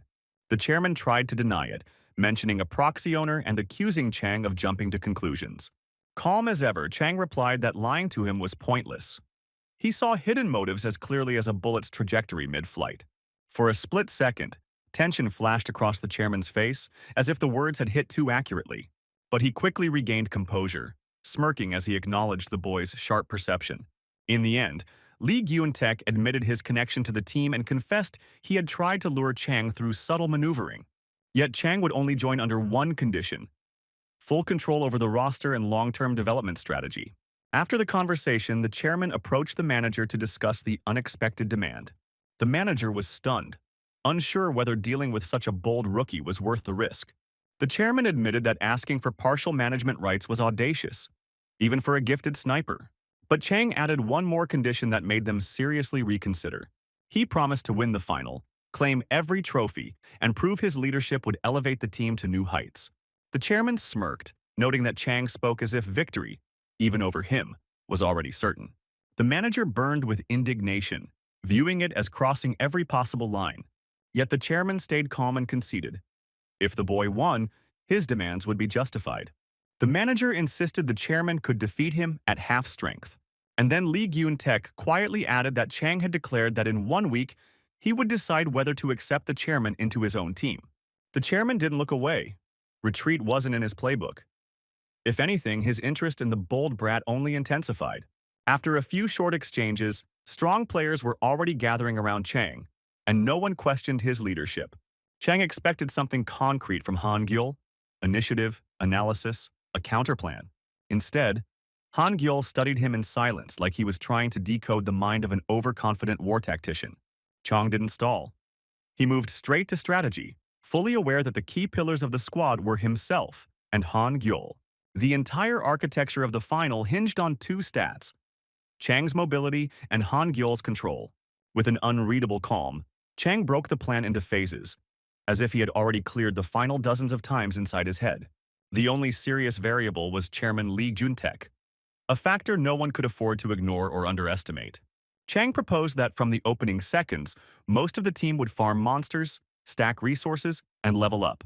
Meanwhile, he and two chosen players would immediately hunt the neutral monster, the chairman himself. Some of the team froze on the spot. The idea sounded insane, willingly chasing a first-generation hunter. The guy with the shaved temple couldn't hold back and asked how 3 of them were supposed to defeat someone like that, even if he was holding back. Without changing his tone, Chang replied that age didn't equal invincibility and that the old man was still human. Another teammate took the chance to jab at him, hinting that overconfidence had a price tag. Chang caught the doubt in their voices but didn't argue. Words wouldn't win this. Then, unexpectedly, Han Gyul stepped in. Calm as ever, he stated that geniuses rarely seem reasonable until their plan actually works. Chang knew many saw his idea as reckless, but if they didn't try, the final was already lost. Before the match began, a pre-game broadcast aired, and the judges appeared to formally restate the rules. 3 phases were announced. First, farming, gathering resources, leveling. Second, a mission. Third, full team confrontation. In Phase 2, teams would have to capture the territory of the neutral monster, in this case, the chairman. The final phase would be a 7 versus 7 showdown, with total elimination for the losing side. The real twist was unpredictability. The neutral monster could intervene at any moment. The judges specifically clarified Lee Gyun-taek's role in the arena. As a first-generation hunter, he outclassed everyone in experience, technique, and combat IQ. That was why his parameters were artificially reduced by several levels. Even with restrictions, his edge was obvious. Without flawless teamwork, surviving him was impossible. Theoretically, up to 14 players could clash against him at once, a spectacle bound to be legendary. After the broadcast, the judges debated the situation, and even Ju A-ra, once critical of Chang, admitted his plan might actually work. Still, everyone understood the chairman hadn't taken the hidden monster role by accident. He intended to personally evaluate the future leader. Most thoughts circled back to Chang. Could his ranged style truly counter a close combat fighter of that caliber? Lee Gyun-taek was known for devastating strikes and absolute control over distance. But restrictions created windows of opportunity, and legends were born in narrow gaps like that. In the end, the judges stopped speculating and decided to let the final speak for itself. In the live chat, viewers obsessed over one thing: the chairman entering the game himself. And then the day arrived. The final, where talk would end and only results would remain. Chang's team stood at the center of the arena, tense but locked in. A judge announced the battlefield, the Field of Gods, and declared the match would end only when one team was completely wiped out. Long ago, when the world first encountered towers, they had appeared chaotically across the globe. Inside those towers were rare artifacts and resources capable of shifting the global balance of power. Nations clashed over them. No one wanted to share that advantage. Hunters began fighting not only monsters but each other. That chaos gave birth to the Hunter League, and modern arenas became replicas of ancient towers. That was why first-generation fighters like the chairman navigated these structures so easily. They had seen them dozens of times before. The judges announced the teleportation to the final arena. The game was beginning. A blinding flash swallowed the field for a second, but Chang had already switched into battle mode mentally. Han Gyul caught up to him and gave a short confirmation of their opening strategy. Like a true commander, Chang signaled his squad. The hunt for the chairman started immediately. The broadcast cut between teams, some farming monsters, others securing high ground. Yu Hyeju was the first to start clearing territory, stacking points through precise kills and rapid scaling. Even with the system artificially nerfing his stats, the chairman still stood head and shoulders above most participants, and the trio charged at him without hesitation. The other teams watched the reckless maneuver cautiously, fully aware that these three were about to challenge the most dangerous player on the field. Armed and pushing his aerial dash to max velocity, Chang tore through the sky. For him, this wasn't just a fight, it was a personal moral rematch. The chairman stood in the neutral zone like the eye of a storm, patiently waiting for anyone bold enough to step into his range. He came prepared, a massive shield in one hand and a heavy weapon in the other, making it crystal clear he wasn't here for games. Calm as a veteran of countless wars, he looked like a man ready to remind the youth that old school was still lethal. His gaze stayed forward, expecting a frontal clash. But the first strike came from behind as Chang's bullets rained in rapid succession. The man deflected the shots almost lazily, barely looking, like this kind of trick was just warm-up drills. After batting away the first barrage, he smirked and declared he had expected something more impressive. While bullets kept flying from multiple angles, the blonde stormed in close with his blade, applying pressure from the front. The old warrior snorted in irritation. Chaotic pressure tactics clearly weren't impressing him. Deflecting their combined strikes felt effortless. He had trained for decades against far deadlier foes. Then suddenly, a colossal shadow eclipsed the arena lights, and the ground trembled under the awakening of a titan. Long ago, these lands had been home to an entire race of stone guardian giants. For unknown reasons, their civilization had turned to stone in a single instant, leaving behind only silent statues. Preparing for the final, Chang had studied ancient records and learned how to awaken one of these giants. When the prince first heard that plan, a chill ran down his spine. Fighting the chairman was madness enough, but adding titans to the mix was next-level chaos. The trigger was simple: strike specific cracks in the stone, and the giant would awaken as a temporary agent of chaos. Han Gyul, fueled by Chang's confidence, believed the giants would become their ultimate trump card. But everyone understood the risk. Centuries encased in stone might have shattered their sanity, making them unpredictable. The blonde panicked, whispering that the titan might mistake the chairman for the true leader and attack them instead. Chang paused for a second. That scenario could absolutely spiral into disaster. But he had prepared mana devices specifically to redirect a titan's aggression if needed. The chairman realized then that Chang had never intended a straight duel. His real objective had always been the statues. What intrigued him most was how the boy even knew the method of awakening them. The revived giant smashed down on the chairman, forcing him into defense while the younger fighters vanished from sight. He assumed they had cloaked themselves in invisibility mantles, waiting for the titan to soften him up. But he recalled those cloaks had long fallen out of favor. Inefficient and mana-hungry relics. The moment he let his focus slip, a bullet burst from true invisibility. And cunning Chang confirmed the theory. The chairman deflected the shot with his shield, while simultaneously parrying the titan's blow with his heavy weapon. Chang retreated into shadow, calculating the perfect timing for his next strike as the chairman wrestled with the stone beast. The chairman, on the contrary, seemed to relish the chaos, shouting for Chang to step out and show his true level. In the judges' hall, shock rippled. No one had expected the kid to awaken an ancient titan. One judge pieced it together. The blonde had struck the statue's cracks, not the chairman, then cloaked himself to finish the activation. Millions watched the livestream in disbelief. The final had already surpassed every expectation. Hidden in the shadows, Chang knew it was time to escalate, or the chairman would dismantle the giant too quickly. While the chairman shattered stone limbs, Chang fired mana-enhanced rounds at vulnerable points.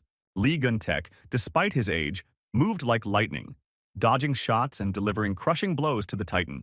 He transitioned between air and ground effortlessly, as if the system's nerfs were just formalities. Continuing the clash, he mocked the hidden sniper, claiming he expected more than shadow shots. Hong understood conventional tactics wouldn't break him. He had to think bigger. Activating his analysis, he studied the chairman's movements and spotted a potential weak link, the shield itself.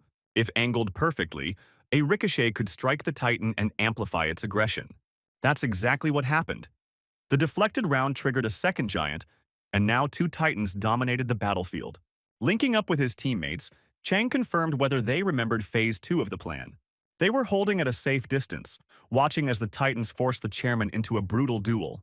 Meanwhile, the rest of the squad was methodically farming monsters, stacking levels with precision. Some couldn't grasp the strategy, believing they should join the main fight. But Chang trusted only Jin Sung, appointing him temporary leader of the four. Their mission was simple yet critical. Gather strength attributes, avoid casualties, and do not engage the enemy's 7-man squad until the signal. After clearing a massive wave of monsters and stacking enough strength attributes, the squad spotted enemies approaching and instantly slipped behind giant boulders, avoiding an early clash. The opposing team's commander radiated confidence. In her mind, defeat wasn't even on the table this time. Instead of charging head-on, they stuck to their withdrawal protocol, methodically retreating deeper into the arena. Jin Shung confirmed the enemy unit had locked onto their trail, and his job now was simple: maintain distance and never let the gap close. The air grew heavy with tension. Even allies started doubting whether the plan could survive real battlefield pressure.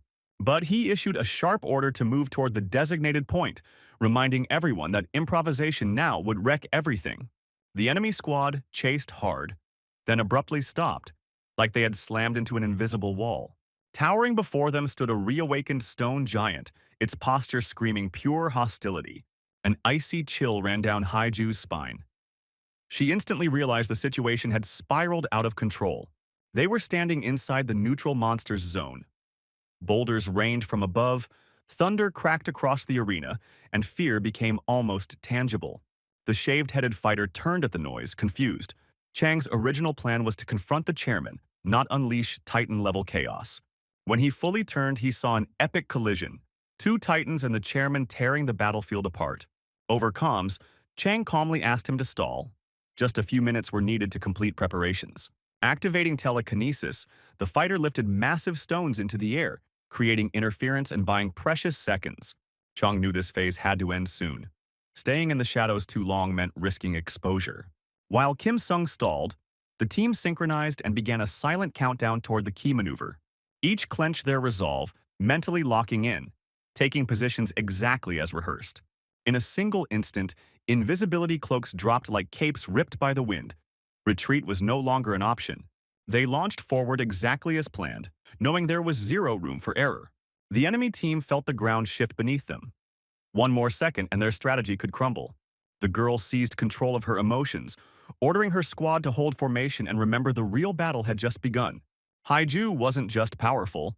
Her will had been forged over years, and retreat wasn't part of her vocabulary. Chang carried himself like someone who had just won a championship and already felt like a living legend. His bullet cut through the air straight toward the girl's heart. It looked like the final moment had arrived. But with a swift flick of her hand, she activated the protective sphere in her ring, and the shot shattered against an invisible barrier. Pride flashed in her eyes. She believed she could endure any onslaught. Chang had anticipated that move, instantly pulling out an explosive device to flip the tempo. Focusing hard, he converted part of the charge into a mana-amplified bullet and fired directly at her. The recoil tore through his arm, but the trajectory was flawless. The explosion hurled her to the edge of the arena, leaving her gravely wounded. The impact exceeded even Chang's calculations. If she hadn't activated a regeneration artifact before the battle began, it would have ended instantly. Chang coolly logged the success. The explosive ether combo was devastatingly effective, but the wounded opponent refused to fold. Her ambition burned hotter than the pain. One thought echoed in her mind. Defeating someone like Chang would elevate her to a new tier. As she tried to close the distance again, another bullet struck her, disbelief igniting in her eyes.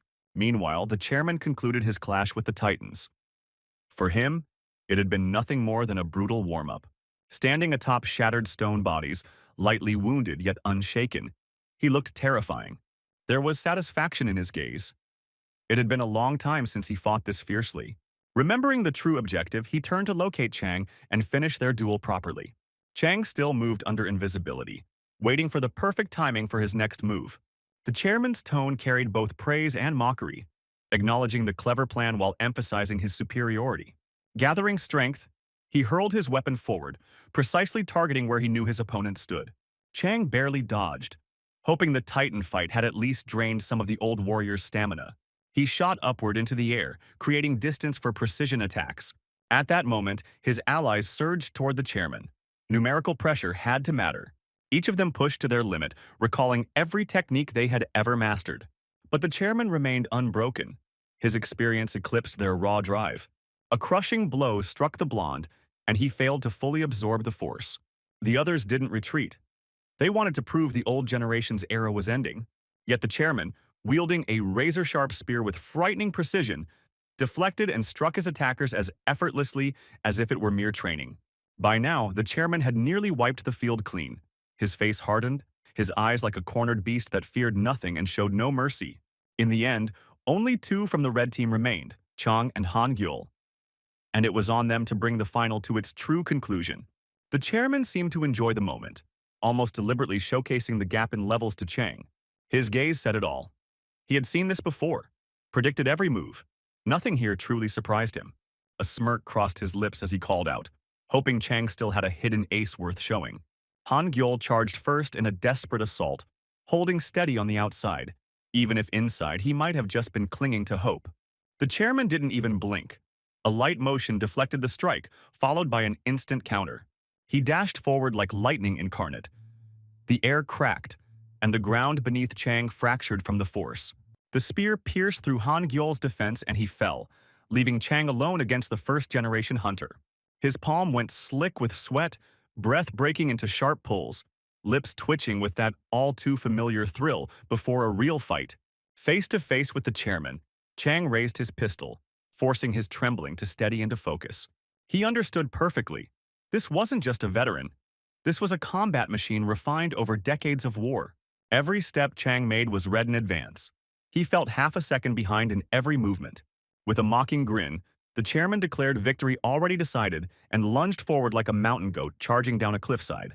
Steel met flesh. For a split second, it seemed like everything was over. But Chang always kept one final ace, hidden explosives embedded into the plan from the very beginning. At the moment of impact, they detonated, and an explosion thundered across the arena like a volcano awakening. Absolute silence followed. Spectators, judges, millions behind their screens froze. As the dust settled, a massive crater yawned at the center, two silhouettes standing on opposite edges. The system declared it cold and clear. Blue team eliminated, neutral monster defeated, red team victorious. The judges expected fireworks, but not a finale on this scale. Chang's cunning had paid off again. The plan had been crafted down to the smallest detail before the fight even began. One judge silently labeled him the true monster of the game. Only a genius mind could engineer a strategic draw with the chairman and still secure team victory. Regaining awareness, Chang returned to reality without a smile. No joy, no relief. In his eyes, it wasn't enough. He should have dodged the spear clean and landed a precise counter, not relied on an explosion. Seconds later, teammates rushed to him, overwhelmed with emotion and hype. Chang flatly noted it was too early to celebrate. He had drawn with the chairman, not claimed absolute dominance. Han Gyul seemed ready to argue, but instead gave a strange smile like he knew something deeper. The award ceremony began. Participants lined up by the podium as academy heads and association leaders took their seats. Chang's gaze met the chairman's. In that silent exchange lingered unanswered questions. The beautiful judge in a sharp suit stepped forward, reminding everyone of the hundreds awakened and how each dreamed of becoming a hunter. She emphasized that what they had witnessed was only a game, a mere shadow of real first-generation battles. To be a hunter meant blending talent, character, and the will to go all the way. And yet, among 100 participants, one had risen above the rest. The name rang out loud and clear: Chang Hyun, champion of the final, champion of the final. With outstanding performance and astonishing ability, he had achieved his objective. When the trophy settled into his hands, a strange warmth stirred inside him, something long forgotten. In his past life, he had held hundreds of awards, but this one felt truly personal. His family watched the broadcast. His mother, once opposed to his path, now cried tears of pride. His father stayed composed, yet at every explosive moment he jumped up, shouting through tears that it was his son. Back home, Chang remembered starting from the lowest leagues in his past life. This time, everything would be different. Still, one crucial conversation awaited, the meeting with the chairman. The chairman wanted to know why Chang had come and what he truly sought. Both understood the reason. By their agreement, Chang had fulfilled the condition and come to claim his team. With a sly smile, the chairman reminded him that victory had been secured through strategy and giants, not raw strength. Tired of the implications, Chang was ready to turn away, sensing the debate could drag on. But the chairman's hand stopped him. It had been a test, not a rejection. He stated that true partners trust each other and don't search for hidden traps. Official confirmation followed. The team would move under Chang's leadership, as his skills had genuinely impressed. The last doubts dissolved, and Chang, making the wiser call, extended his hand to the chairman, sealing the beginning of a new chapter. A faint spark of awkward tension flickered between the two men. Neither truly trusted the other, and the stakes were way too high for blind faith. Still, they both acted like this partnership was starting fresh, shelving their doubts for now. At last, Chang returned to something resembling a normal life. Civilian clothes, empty hands, no weapons. From the outside, he looked like an average student, not the finalist of a blood-soaked spectacle. He decided it was time to claim his prize properly and forge a top-tier weapon worthy of a hunter at his level. Of course, life without the prince would be too quiet, and the blonde eagerly insisted on tagging along to upgrade his own arsenal. What Chang didn't expect was that the prince wouldn't be the only surprise companion. One of the show's judges approached them. Lee Min-sok, an influential man dressed impeccably, his gaze sharp and observant. The blonde instantly bombarded him with questions about custom weapons, like a kid unleashed at a hypercar expo. Over the city noise, the judge calmly explained that true weapons were always crafted individually, tailored strictly to their owner. When they reached the massive workshop building, Chang paused for a moment. He hadn't been here in a long time. The colossal structure nearly blocked out the sun and bore the grand title of the finest weapon workshop of the new era. Inside, a cold metallic hall greeted them, walls lined with steel, more laboratory than shop. A receptionist sat at the desk, as if she had been expecting them all along. The judge gave her a short nod of thanks, and the group moved toward the designated section. Chang knew the workshop was divided into 4 sectors, each responsible for a different tier of weapon quality and rarity. They were assigned Section B, a mark of high standards and serious craftsmanship. Inside, masters and professors worked over blueprints, welding sparks flashing through the dimness. The prince had never stepped into a place like this before and realized custom weapons were on a completely different level from mass-produced gear. Placing an order required multiple stages. First, selecting a base model to serve as the foundation. The judge demonstrated the process, lifting a sleek blade with a perfectly balanced hilt. After that, the craftsman refined the weapon, tailoring it to the owner's fighting style and unique abilities. Lee Min-sok decided to showcase an ambitious concept, something bold enough to eclipse other designs. He sketched quickly, lines sharp and deliberate, the design commanding respect. The blade featured 6 protrusions along its edge, each meant to amplify damage and widen wounds on impact. The judge asked the craftswoman if such a design could be executed without compromising durability. After some time, the order was completed. The blade gleamed with cold brilliance, intimidating by sight alone. Even the easily impressed blonde stood stunned at how raw metal had transformed into a true masterpiece. The judge appeared satisfied, noting that the craftsman had perfectly realized his vision. He reminded them that the key was understanding which weapon matched their style and how to unlock its full potential. The choice wasn't easy. Displays overflowed with swords, axes, chains, and countless specialized devices. Chang, however, didn't hesitate. He chose the same weapon type he had wielded in his past life, fully aware of its strengths and flaws. He watched the prince stroke his chin like a sage deciding the fate of the world, not just picking a blade. In the end, Do-jun's hand reached for a rapier, a light weapon built for precise thrusts. Chang was surprised but understood that the true magic would lie in its enhancements and modifications. The prince filled out his order form as if drafting an epic poem. When Chang glimpsed the list of requirements, He went silent for a second. The demands were seriously ambitious. The judge encouraged the prince, praising his unconventional ideas as worthy of a professional. Then attention shifted to Chang. Had he chosen a suitable base? Among the sea of blades and heavy weapons, he found nothing that fully matched his style. Firearms were rarely used among hunters, so none were displayed in the workshop. But with his transformation ability, Chang could reshape any base into what he needed. He selected a compact metal bar, plain, unremarkable, yet practical. The judge nodded approvingly, reminding him that the true power came from infusing the object with his intent.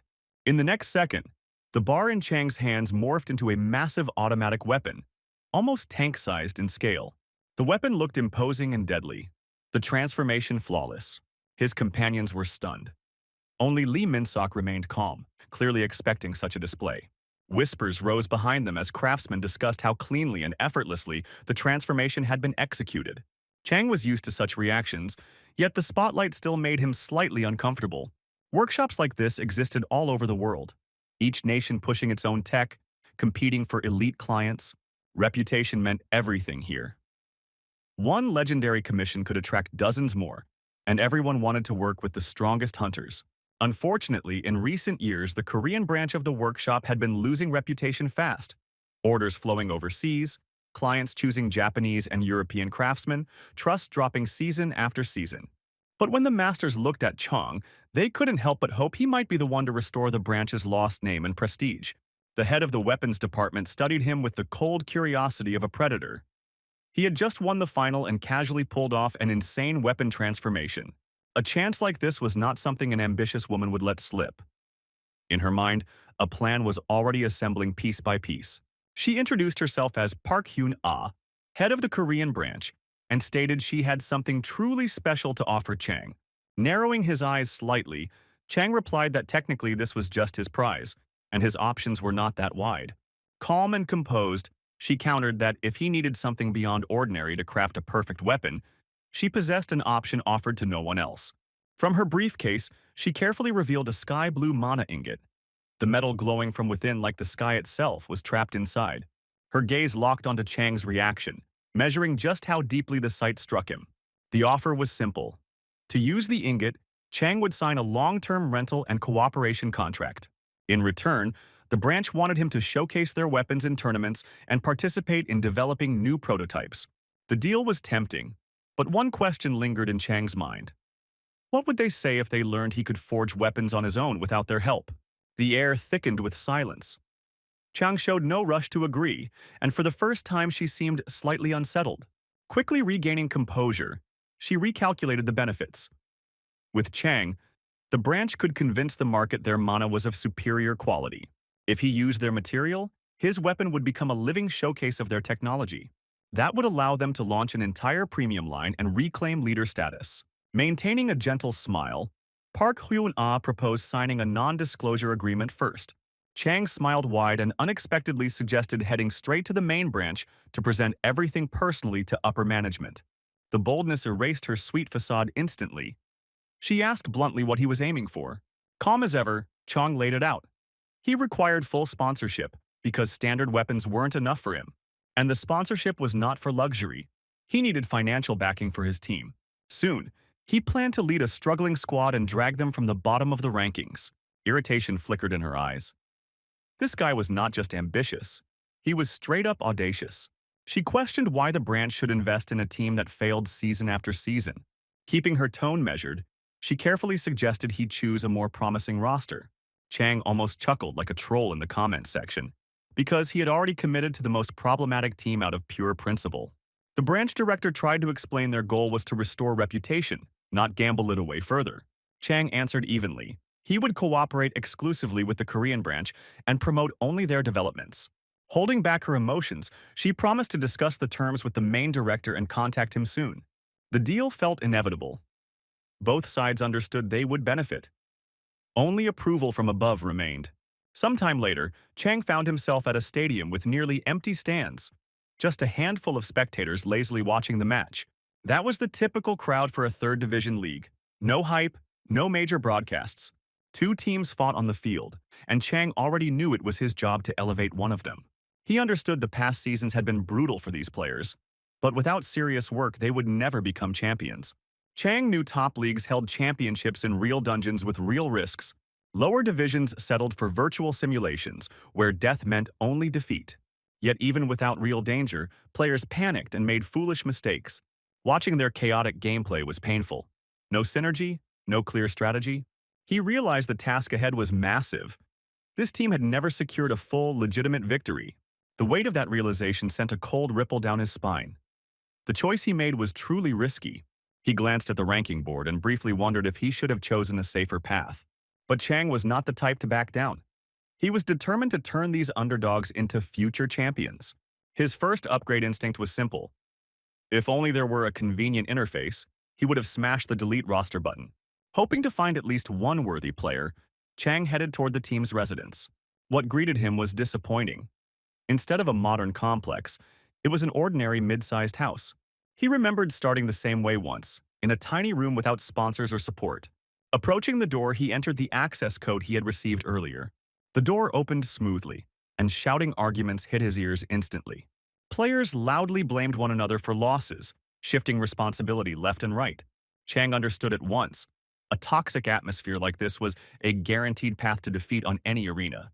The coach hurriedly grabbed Chang by the shoulder and, trying to drown out the locker room chaos, loudly introduced him as the new leader. Several players instantly bristled at the newcomer. Tension was already thick, and outsiders weren't exactly welcome here. Without wiping the smile off his face, Chang calmly stated their last game was straight-up trash, and half the roster was dead weight on the field. One guy's face twisted with rage. He was boiling, ready to throw hands on the spot. Clenching his fists, he marched toward Chang, intent on forcing an apology right there and then. Chang just smirked at the cheap bravado and Pridlojal settled it in a fair duel. The terms were brutal. If Chang won, the guy left the team. If he lost, Chang would walk away himself. He kept pouring fuel on the fire, fully aware that at their level, provocation was the fastest way to expose weakness. They moved to the training hall, where the tension felt almost tangible. 3 of the loudest and toughest players took the bait, swearing they would leave too if they lost. Chang stayed calm. He already saw the endgame. Purge the roster of anyone dragging it down. One pitbull-looking dude hissed that he would rip Chang's legs off for running his mouth. Activating analysis, Chang quickly assessed them. Raw potential existed, but discipline and control were missing. Their real issue wasn't lack of power. It was zero understanding of their own abilities. For spectacle and safety, they chose to fight in virtual reality, where limits didn't apply. Chang read them like an open book. Every step, every twitch was predictable.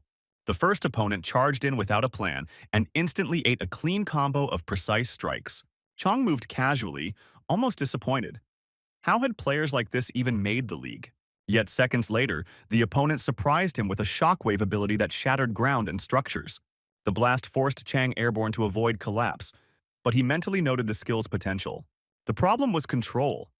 The guy burned energy wildly, unable to handle his own destructive force. He tried to end it fast with a brute force assault, desperate to put Chang in his place. But the entire fight unfolded exactly as Chang planned. He guided the opponent where he needed him.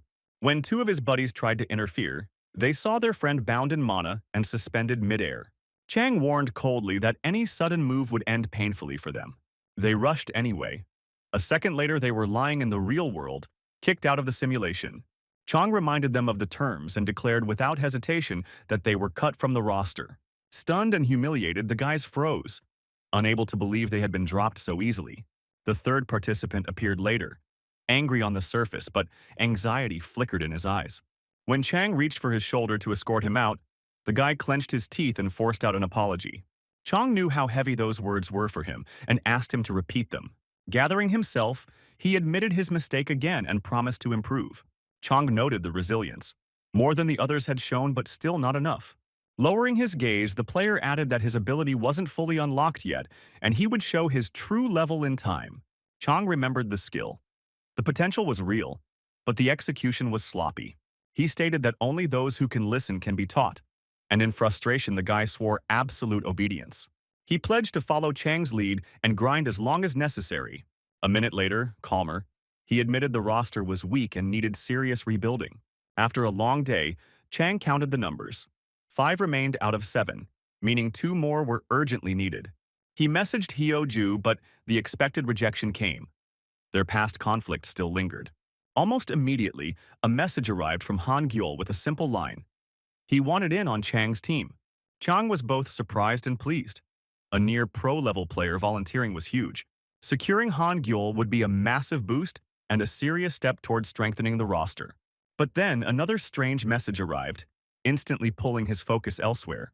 That same day, Chang began systematic preparation with the updated squad. He studied tactical material, analyzed formations, and distributed roles based on each ability. Reality hit hard. The current level barely met the league's minimum standards. One girl on the team could sense dangerous zones instinctively and drift towards safe positions, and Chang wrestled with how to turn that into a weapon. He concluded that with the right strategy, her skill could become key for defense and map control. Chang understood clearly. Assemble a smart roster, run brutal preparation, and this team would rise to the next tier fast. The next day, Chang met with Chairman Lee to lock in the team's future and finalize the power structure. Lee couldn't resist a little sarcasm, asking with a faint smirk how the new director liked his magnificent roster. Chang narrowed his eyes and dryly replied that he had never seen such an amazing lineup in his life. They sat across from each other like old rivals pretending to be allies. Lee excusing himself by claiming he never had time to dig into third division business. Still, he gave Chang credit for chasing sponsorships, a move that might have saved the team from total collapse. Contracts hit the table. Lee flipped through them slowly, clarifying clauses about rights and obligations, while Chang silently scanned every single line. Between the lines, the chairman asked how Chang planned to reach the superfinal. One obvious route was building everything around Chang as the core piece, but both understood that approach would become predictable sooner or later. Chang had another blueprint in mind, codename Demolisher Strategy, but he kept the details under wraps. Lee shook his head, not fully grasping the scale of the vision, and ultimately stated he trusted Chang and expected results. Formalities concluded, Lee handed over the documents. From that moment, the team officially fell under Chang's command. Taking the papers, Chang exhaled and noted he had no intention of sitting idle. Real work started now. As he reached the door, the chairman reminded him of the upcoming major press conference before the division launch. As both executive director and active player, Chang was required to attend and publicly declare his intentions. He agreed without hesitation, adding that he planned to make the conference interesting. Soon the hall filled with league officials, investors, and journalists, the air heavy with business tension. Chang, however, was visibly bored, waiting his turn while mentally mapping future training sessions. When his moment arrived, the league officially announced that the young hunter would serve not only as player, but as executive president. The crowd's attention remained scattered. His team was labeled underdog, and reporters focused mostly on top-tier clubs. One well-known director confirmed rumors of promotions to the highest division and roster upgrades. He promised to unveil new hunters who could become next season's stars. Chang listened with mild concern, wondering which rookies were being referenced. The man's face looked familiar, but Chang couldn't immediately place him. Then it clicked. Director Lee. In his past life, that man coached a first division team. Now he stood in the third. The next question targeted the head coach of a strong club. Would they sign a promising newcomer? The coach paled slightly and dodged the question, saying nothing was confirmed. That was the very team Chang once intended to join before deciding to lead his current squad. After prolonged questioning, journalists finally turned their focus to Chang. The hall buzzed in disbelief. How had someone so young not only joined but secured a leadership role? Calm and steady, Chang declared the team would undergo radical change and everyone should brace for surprises.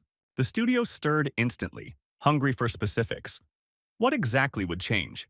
Chang revealed part of the blueprint: a new roster, intensified training, and a fully rebuilt coordination system. He was about to announce an upcoming sponsor and strategic overhaul. The host Ken cut him off as casually as skipping an ad after 5 seconds. Chang firmly reminded him he wasn't finished and demanded the mic back, clearly catching Ken off guard. Once the microphone returned, Chang stated he had studied the league thoroughly and saw not a single truly strong team. A wave of offended murmurs rolled through the hall. That level of boldness was rarely spoken aloud. He added that everyone would need to adapt because change was inevitable. It was a direct challenge to the entire league, hinting their era might end sooner than they expected. Watching the furious faces of coaches, Chang understood. This was the reaction he wanted. Noise meant momentum. The following day marked the team's first official gathering, and Chang waited at the residence. A knock echoed. Familiar faces entered, the same fighters who had battled beside and against him before. They looked slightly stunned. Instead of a luxury base, they were greeted by an ordinary house. Chang remained focused, satisfied that battle-tested players had chosen to follow him. They glanced around, unsure how a proper training system could be built here. Each had signed specifically because of Chang, believing he could elevate the squad. Chang stated confidently that he would never have called them without a concrete plan. This time victory was not a dream, but a target. By merging their abilities and enforcing discipline, he promised to push the team into title contention. Meanwhile, in the office of Team ESP, the mood was different. Their manager closely monitored the news. Concern tightened his expression. If Chang delivered on his words, competition in the division would become brutally intense. The manager's thoughts were abruptly cut off by a notification on his phone. He frowned, unsure what kind of strange offer could pop up at a time like this. On the screen flashed an invitation from Team PER, whose director was listed as Chang. A proposal for a joint scrimmage that felt unexpected and borderline audacious. Worry and doubt crossed his face, but a second later he decided that solid practice never hurt anyone. He immediately contacted the coach and gave the green light. His squad couldn't afford to lose face against underdogs. The sparring date was set fast, and both teams headed to the arena, puzzled why they should showcase their skills to a group everyone labeled as losers. Chang walked beside his team's coach, who kept complaining that the players barely knew each other and lacked synergy. Chang answered sharp and cold. Without grinding together in a real combat, they stood zero chance of winning. The coach nodded awkwardly, recalling last season's humiliating losses. Dead last in the rankings and constant defeats had dragged the team into deep apathy. Chang promised to do everything possible to teach them how to win, even with slim odds. He added that his experience in cold calculation would pull them out of the swamp, if they were ready to work. With predator-level confidence, Chang approached the rival managers and directors to exchange formal greetings. The opposing coach mockingly remarked he couldn't tell whether Chang was a player, a coach, or a director all at once. Chang absorbed the irony without flinching. He knew exactly why he was here. As they shook hands, he instantly sensed the rivals' true intent. They didn't take him seriously. Their eyes carried arrogance and faint contempt for a third-division roster. Ignoring it, Chang returned to his players who looked tense and slightly shaken before the fight. He declared he would lead them, but they had to execute every command without hesitation. It was time to explain the strategy and demonstrate how to truly face stronger opponents. Approaching Gilhan, Chang ordered him to hold the line at any cost and never lose position. To Yeonju, he instructed her to stay close and remain within his sight at all times. The blonde impatiently asked when he would finally be allowed to engage. Chang assigned him a special role: protect Chang himself and prevent anyone from breaching the core of the strategy. The match began in a dense forest with mountain slopes, both teams advancing toward collision. The battle erupted on a narrow imperial bridge, 7 versus 7, no room for mistakes. It was a stress test. Which team would endure the pressure without breaking first? The rival manager studied Chang's team's gear closely and was surprised by its quality. Still, he felt confident. The newcomers hadn't had enough time for real training.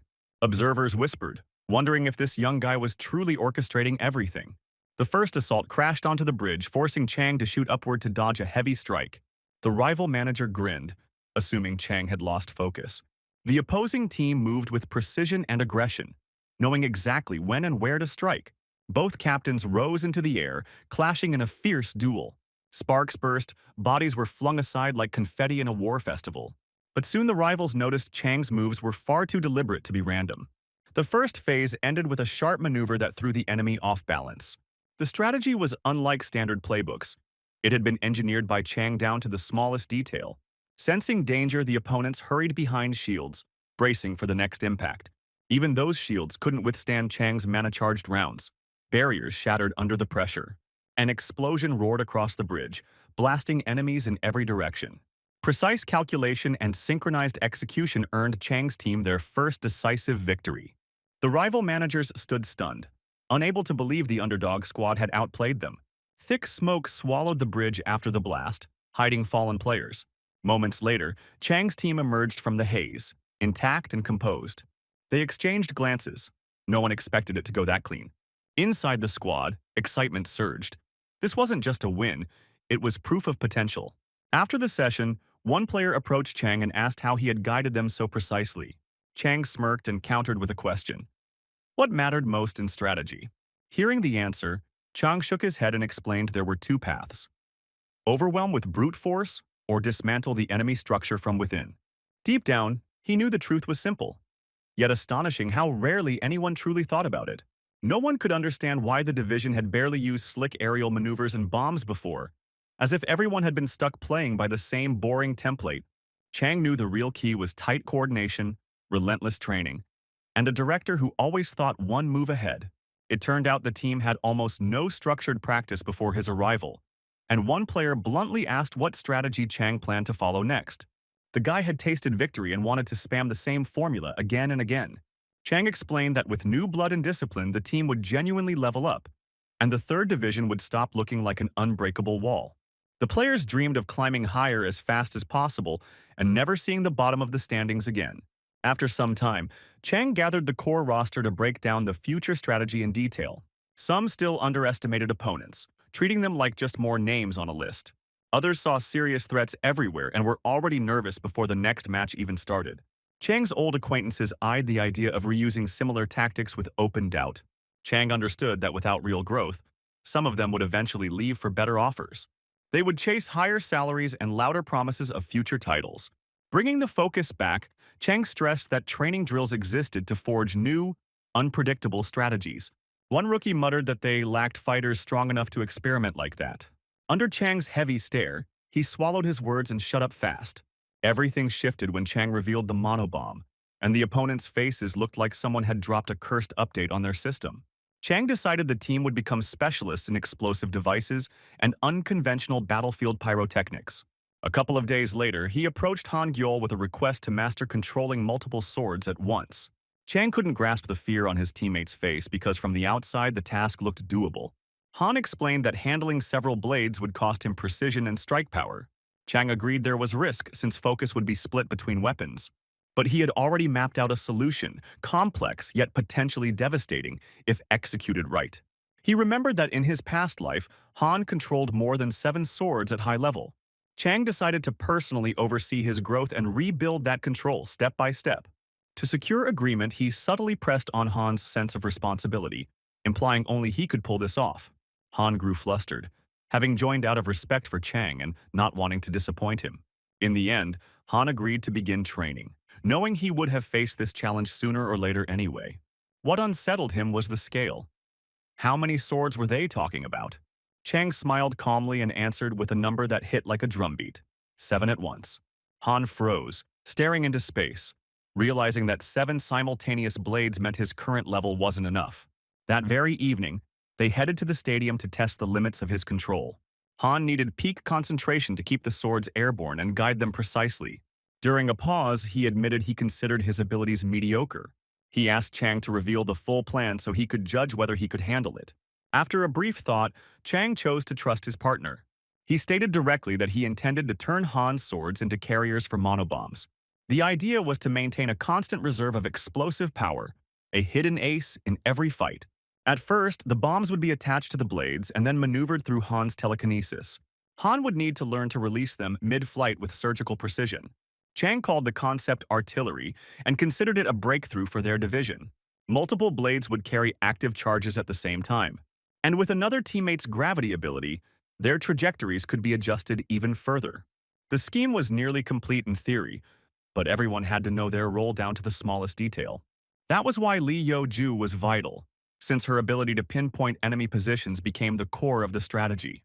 Chang summoned her to his office and asked her to develop the skill so she could instantly transmit coordinates to the entire team.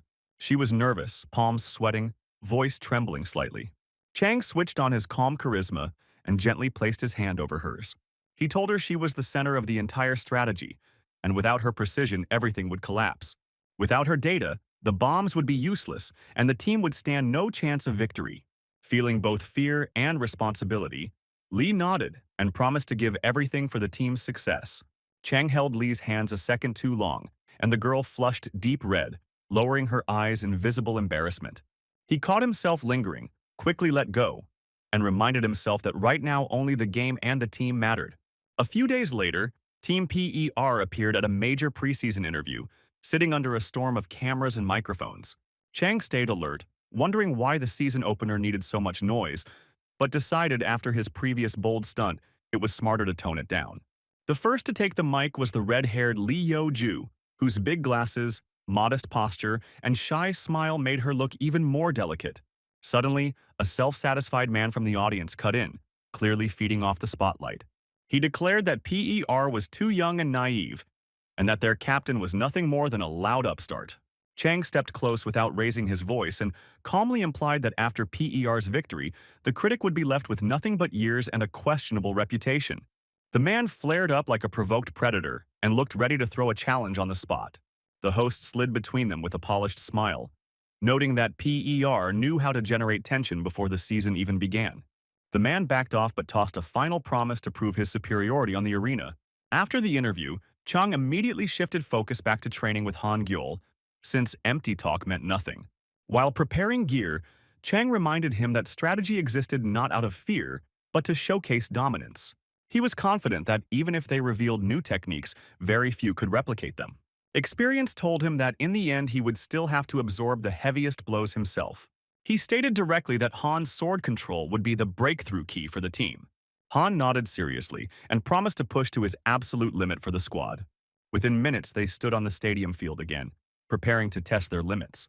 By regulation, the lowest-ranked team could choose the arena for the next match. PER selected the city map, simple at first glance but perfect for tactical maneuvering. Once inside, Chang connected to the team channel and ordered everyone to begin only after securing positions. The roster was split between key attackers and those tasked with support and survival. Lee Yo-ju took her position and activated her detection. Her ability triggered instantly, tracking enemy movements like a live minimap and calling out precise coordinates. Chang and the main squad advanced along the indicated routes with sharp coordination. Upon reaching the designated street, they waited for full readiness before initiating the strike. The plan was clean. Chang sealed escape routes with gunfire while the rest cleared and secured ground. Today, they tested the combat version of swords fitted with bombs, and the experiment was meant to be spectacular.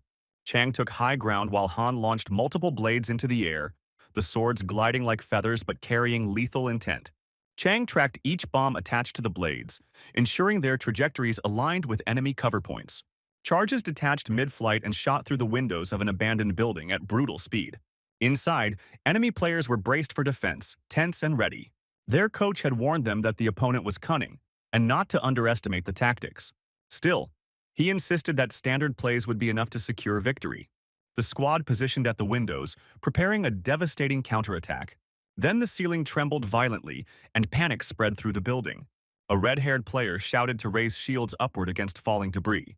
They activated barriers in confusion, unable to grasp how rookies had breached their defense. The enemy captain assumed Chang had already burned a large chunk of energy and would soon exhaust himself.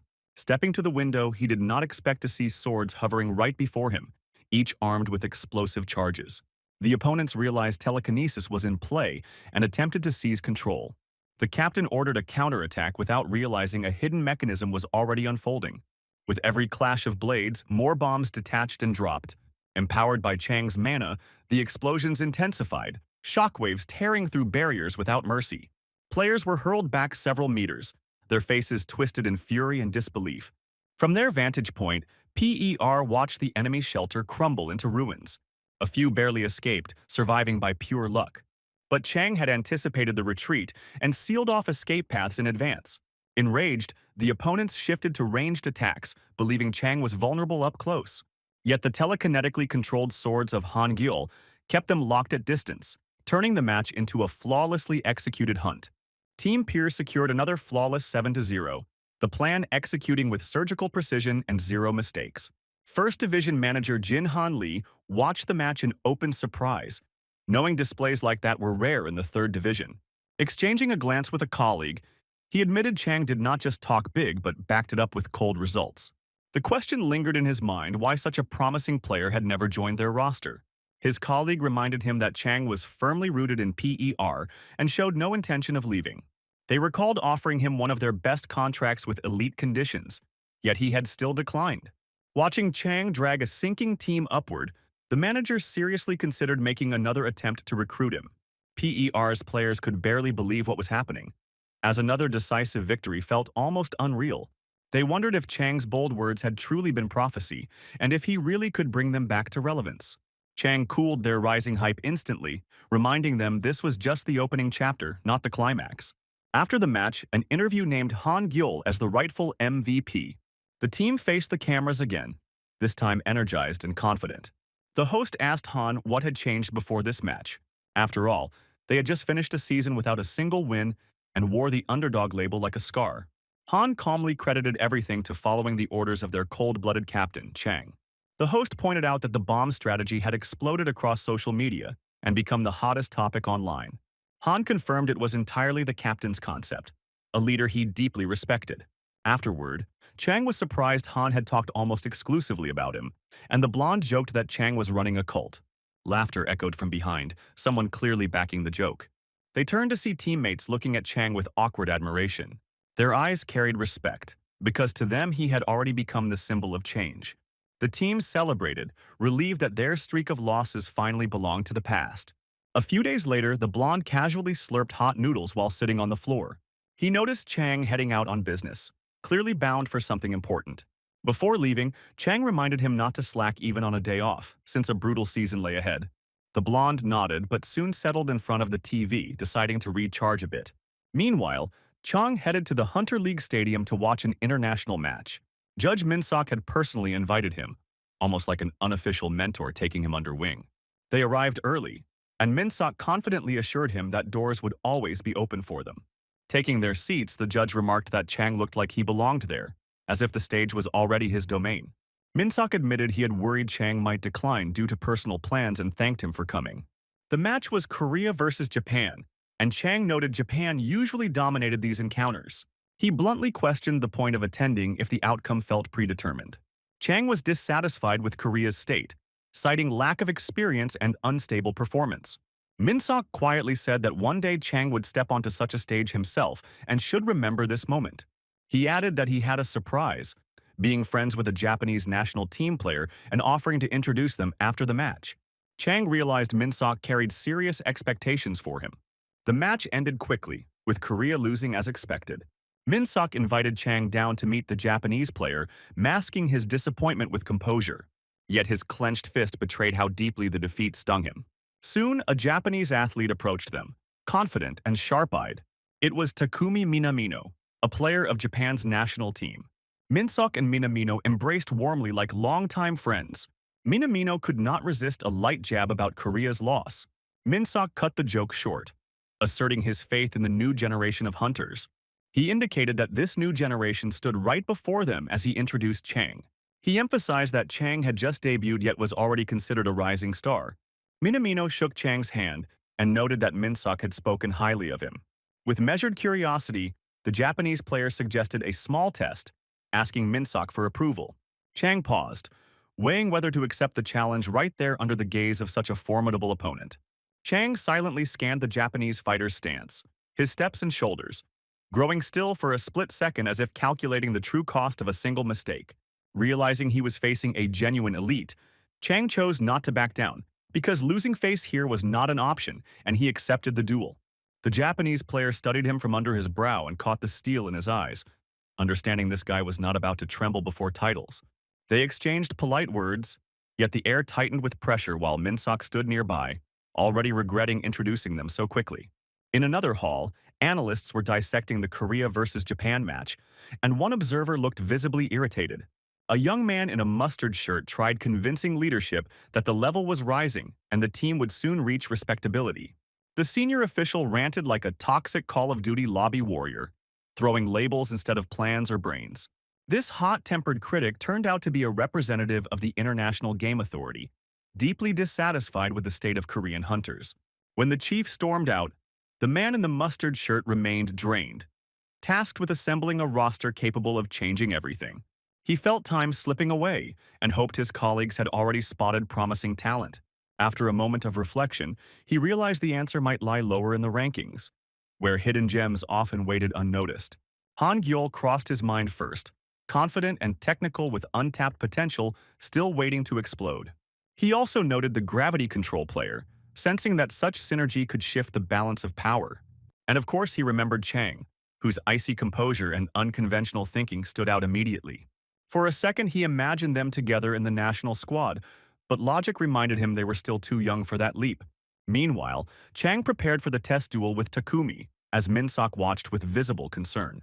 He remembered Takumi's youth, ambitious and hungry to display dominance at every chance. Minsok understood the Japanese ace would not just test Chang, but attempt to assert superiority. Takumi sensed his friend's tension and assured him he would not be overly harsh with the rookie. The duel was set in a parallel reality, and Chang selected a map built from a maze of urban slabs. Takumi paused briefly, recognizing the choice as an attempt to dictate tempo. He doubted nothing about himself, being Japan's finest and among the world's strongest, and had no intention of yielding. Both fighters took rear positions, waiting to strike at optimal proximity. Chang reminded himself that he rarely lost duels, as long as he stayed ice-cold. He rapidly memorized the map. Every corner, portal, and potential escape route burned into his mind. Through a portal, he sensed the opponent's presence nearly opposite him. Without hesitation, Chang fired his rifle, calculating the trajectory through a spatial rift. The bullet emerged from the opposite portal and shot straight toward Takumi's back. The whistle sliced the air as Takumi sensed danger at the last instant and reacted instantly. He accelerated, deflected the bullet, and noted with surprise the precision behind the calculation. The portal shot was not reckless bravado but a calculated move. Takumi understood that one fraction of a second slower, and he would have suffered not just a wound but a blow to his pride far worse than the injury. Watching the outcome, Chang felt genuine surprise because the calculation had been nearly flawless. He assumed tiny spatial fluctuations and energy distortions had altered the trajectory. Takumi shifted to a waiting stance, analyzing how the rookie had pinpointed his location. Internally, he acknowledged that this third-division player deserved respect. But the duel had only just begun, and the Japanese ace moved into the active phase. He smashed through walls like a Minecraft griefer who cannot carry and just deletes the server. He deliberately dismantled the maze to force an open, face-to-face confrontation. Walls collapsed one after another, transforming the arena into a clean battlefield for an honest clash. Chang had already crept closer, observing Takumi's actions and calculating the next step. He understood that Takumi counted on superiority in close combat. But Chang Hyun never played by someone else's script and always twisted the plot. Minsok noticed in surprise that Chang struck first again through temporal tunnels. As he monitored the duel, a Korean national team player approached him. They exchanged greetings with mild awkwardness, having not crossed paths in some time. Minsok expressed regret over the recent defeat, noting the team had been close to victory. The Korean player glanced at the monitor and spotted Takumi locked in battle with an unknown opponent. He asked who this rival was that could hold the Japanese ace at bay. Minsok replied that it was a third-division rookie, a rising star already catching the attention of the strongest forces. Watching the duel from the sidelines, both Minsok and the Korean player initially believed Chang had no chance against someone operating on a completely different tier and stage. The Korean finally asked Minsok why he had not even visited the national team locker room after their defeat. He insisted that Minsok's mere presence could have boosted morale, shaken them awake, and maybe shifted the outcome. But the judge remained silent without even turning his head, and that silence carried more pain than any spoken answer. The persistent teammate kept pressing, demanding to know why old partners were now met with cold distance. Minsok cut him off sharply, stating that what was unfolding on the screen mattered more than any lost Korea-Japan match. Both refocused on the monitor and realized the duel was approaching its climax. The Korean player froze in shock, his jaw nearly dropping at what he saw. On the screen, Takumi's bow lay on the ground, separated from its owner as if ripped away by unexpected force. The Japanese fighter stood nearby, his purple hair dusted with debris from shattered slabs. Over him stood Chang, calm and composed, wearing the expression of someone whose calculations were unfolding exactly as planned. The observers did not know how to react because seconds earlier it had seemed like Takumi held full control. They hurriedly replayed the footage to catch the exact moment the entire match flipped. After clearing the maze and opening the arena, Takumi had expected a direct clash to prove his superiority in close combat. When Chang appeared in sight, Takumi unleashed a rapid barrage of energy arrows from his hybrid bow without leaving gaps. Chang remained still until the final fraction of a second, as if the incoming projectiles were harmless fireworks. At the precise moment, he shifted minimally, dodging with energy-efficient movements while studying his opponent's rhythm. Takumi realized his assault had failed, but still believed he controlled the tempo. He chose to destroy the nearest portal to strip Chang of spatial advantage and close off unexpected attack angles. But Chang moved first, the rifle roaring as streams of bullets poured through portals and bent mid-flight. The projectiles emerged from the left, above, and even near the ground, as if the arena itself had turned against Takumi. Takumi understood that if this rhythm continued, infinite evasion was impossible. He activated a defensive shield, intending to buy time and regroup.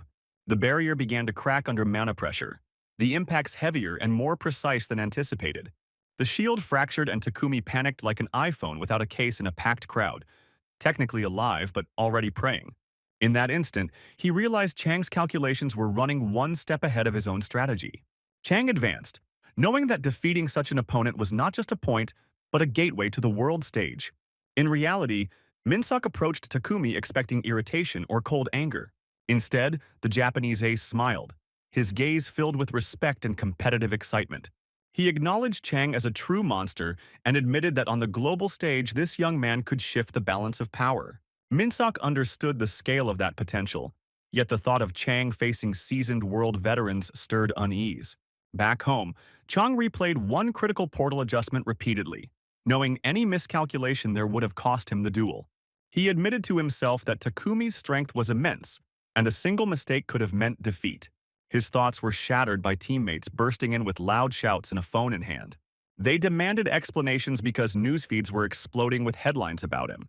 On the screen, Takumi openly spoke of his respect for the Korean rising star. Clips of the duel flooded sports channels, highlighting Chang's composure under pressure. Chang calmly clarified that it had only been a training duel, albeit against a world-class player. The team could not believe he spoke so casually about defeating Japan's national representative. Chang understood that in raw physical power many, including Takumi, surpassed him. His true weapon was experience and analytics, forged through years of relentless battles and calculations. With full knowledge of the map and opponent behavior, losing would have been an unforgivable mistake. He listened to their praise without arrogance, maintaining inner distance. Han Gyol's puppy-like gaze shone with admiration again, and Chang caught himself smiling slightly. The blonde passionately declared that if he had been there, he would have unleashed his best tricks and given the Japanese ace no chance. Chang laughed and ruffled his hair lightly, reminding him that a long season awaited and relaxation was not an option. Inside, he knew one wrong calculation or trajectory shift could have rewritten the outcome entirely. Checking his status, he saw his metrics had risen, as the duel demanded immense focus and energy. That sparked almost childlike joy in him while strengthening his resolve to train the team even harder. The very next day, Chang went to the coach to discuss the team's development plan and leverage the surge of attention to their advantage. The coach, who looked like Harry Potter, calmly said the team's battle spirit was high after starting the season with wins and finally tasting confidence.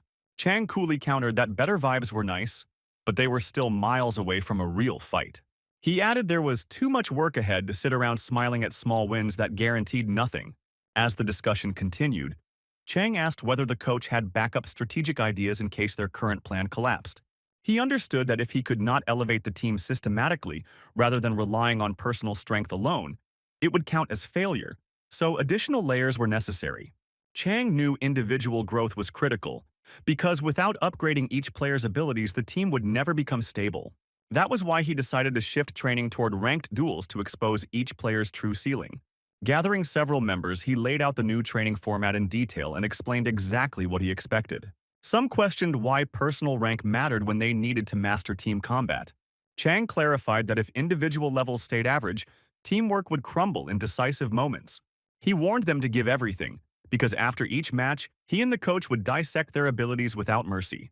Chang and the coach observed a duel between two players, recognizing both had distinct strengths and potential. A crowd of teammates gathered around the big screen as if it were a tournament final instead of routine practice. The first to step onto the ranked arena was Min-Seon Lee, a mid-range fighter skilled with multiple types of explosives. Her opponent was Kim Han-gil, a future knight in the making with raw power, durability, and aggressive offense. The signal sounded and Kim surged forward like lightning, flaunting speed and physical dominance. Min-Seon reacted instantly, activating preset charges to control the surrounding space. She deployed a delayed bomb, aiming to catch him in a mistake and disrupt his tempo. Yet the knight evaded direct impact and refused to be cornered by her explosive zoning. He launched a counterattack with blue flames igniting the arena, and the victory ultimately went to him. Afterward, Chang and the coach meticulously analyzed each phase and decision of the match. The coach believed Minshun had dominated most of it, but Chang disagreed. He pointed out that Kim understood his positioning and deliberately searched for angles to avoid her primary blast radius. In Chang's view, patience and awareness won the duel rather than brute strength. Both performed well, though Minson had skirted dangerously close to defeat multiple times. A girl in a yellow beanie quietly appeared nearby, the same one who had earlier showcased unconventional explosives. She called out to Chang after overhearing his comments about her combat style. Chang calmly introduced himself as a rookie currently in the 3rd division. The girl gave a playful smirk and admitted she had almost been offended, but now saw his remarks differently. Chang did not extend the conversation because Han Gyul's match was about to begin, and that was his priority. On the way back to the screen, he noticed the girl in the yellow beanie following him quietly. He chose to ignore it, knowing hunters often had their quirks. Returning to the screen, Chang saw Yeonju already engaged in battle while maintaining distance. She was strong, but her full potential had yet to unfold. She cycled through attack options but hesitated during critical moments. In the end, she lost the duel, admitting one-on-one formats were still difficult for her. Back in the common hall, she noticed Chang had watched her entire match and grew visibly nervous. She feared he would be disappointed or draw harsh conclusions from her loss. But Chang had no intention of crushing her morale, since his goal was growth, not damage. Reviewing her stats, he highlighted her resilience and sharp reactions under stress. He believed she could become an excellent marksman if she mastered mana control properly. However, her current energy pool prevented her from sustaining consistent attack output. Chang therefore suggested she temporarily focus on a scout and directing role.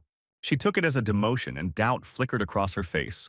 Chang gently placed a hand on her shoulder, explaining it was a developmental phase, not a ceiling. He added that she was already a crucial piece of their strategy, and without her, the system would fail. She blushed at his closeness, yet determination began to burn in her eyes. Chang emphasized that stopping training was not an option because growth came only through relentless practice. He explained that serving as a support scout would refine her positioning, after which they would reignite her offensive potential.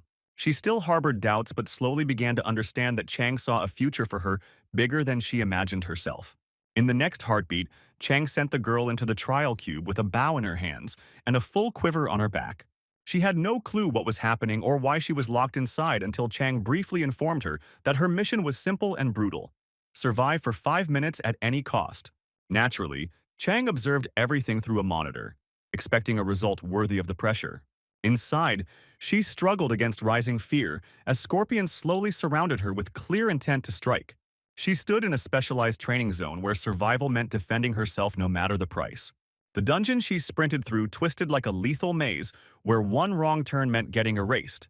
Chang gave the order to engage, noting that this environment was perfect for unlocking her hidden potential. After that, he moved on to check other trainees, yet the girl in the yellow beanie silently followed again. She trailed him like a shadow, and Chang simply shrugged it off, knowing hunters were often wired a little differently. Meanwhile, he watched Gilhan's session, and the guy nearly jumped when he noticed Chang standing by the big screen with the coach. Chang calmly reassured him, saying he saw serious potential and there was no need to panic. He emphasized Gilhan's strong physical stats and solid foundations across multiple combat aspects. Chang pointed out that the real issue was timing, because Gilhan often misread the moment to trigger his abilities. In the coming weeks, he would train non-stop, and Chang assigned him to study fighters with similar styles. He demanded detailed breakdowns of every match reviewed to verify genuine progress. Chang and the coach stepped into the common hall, acknowledging that the team's base ratings were already respectable. The blonde asked Chang to craft a special tactic just for him so he could shine in the next fight. After analyzing the situation, Chang concluded the prince needed a fast and razor-sharp rapier to unlock his full potential. Now the only question was how to make that plan reality in the shortest time possible. Turning around, Chang remembered the girl who had been following him all day and wondered where she had suddenly vanished. He recalled that she had performed decently against a heavy opponent before overhearing his critique. Her motive was simple, as she wanted to witness firsthand the guy who had defeated a famous Japanese ace. But all day, Chang had focused only on team drills and had not showcased anything flashy. Watching ordinary training bored her slightly because the players still did not look like true pros. She relaxed, believing no one on Chang's team currently matched her level. On television, an analysis show was dissecting teams and grading their strengths and weaknesses. Team PER received high marks for tactical decisions, clean execution, and unconventional style. Chang and the coach listened closely as analysts noted the squad's steady growth since season start. Yet experts questioned whether they could maintain that peak until the final stretch. Discussion then shifted to the powerhouse team LTD, renowned for discipline, raw strength, and a complete skill set. The coach cautiously remarked that preparing for LTD would require extreme precision. He also asked why Chang forced Yeonju to fight monsters instead of sticking to standard drills. Chang explained that this method was meant to awaken her dormant abilities. He added that she needed greater survivability and mobility to withstand real pressure. It was equally crucial for her to learn forward-thinking and predictive combat awareness. Chang aimed to forge fighters as adaptable as cybernetic soldiers who could recalibrate instantly.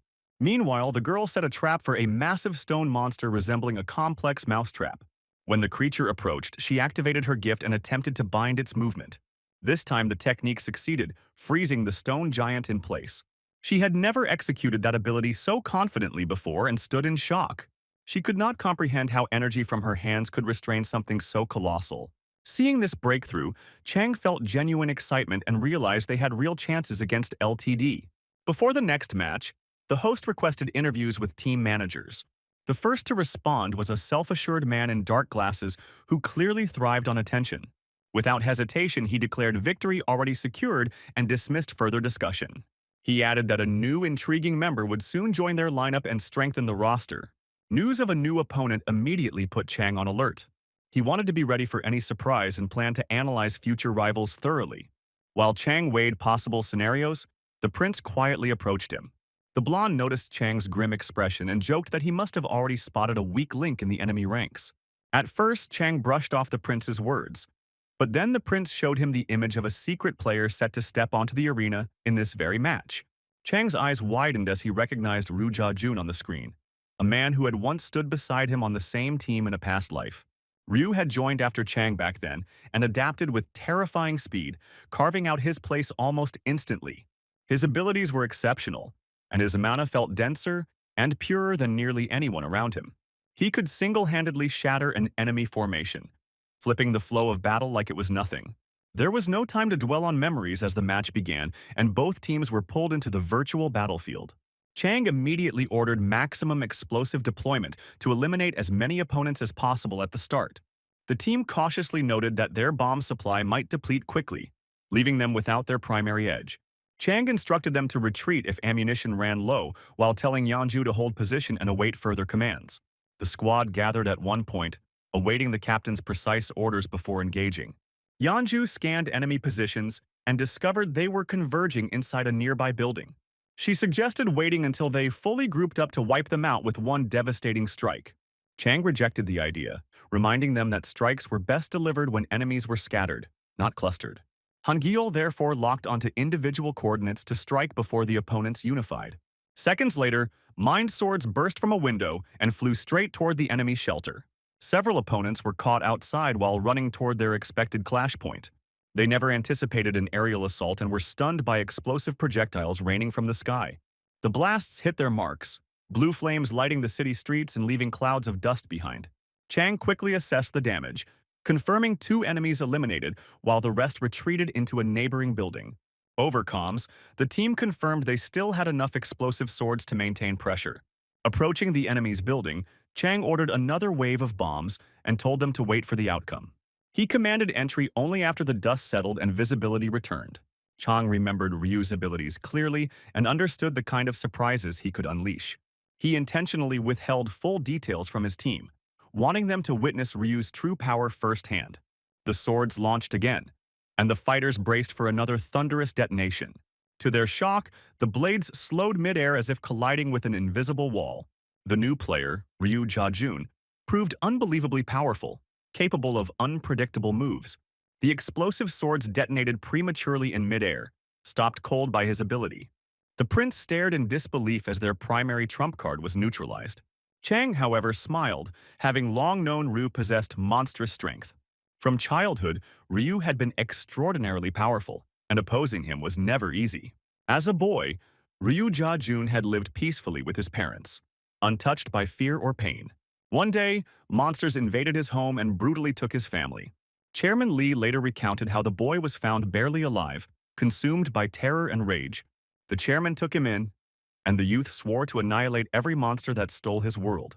Fury burned in his eyes, ready to tear apart anyone in his path. The chairman saw the makings of a great warrior and devoted years to forging him through relentless training. But by the time Ryu became strong enough, the final dungeon had been cleared and no enemies remained. With no purpose left, he fell into apathy because his life had revolved around a revenge that never came. Eventually, he left the chairman and vanished from sight for years. Now, watching the match, the chairman wondered how fate had once again aligned Ryu with Chang. He was eager to see who would prevail, as both young men were powerful, intelligent, and ice-cold.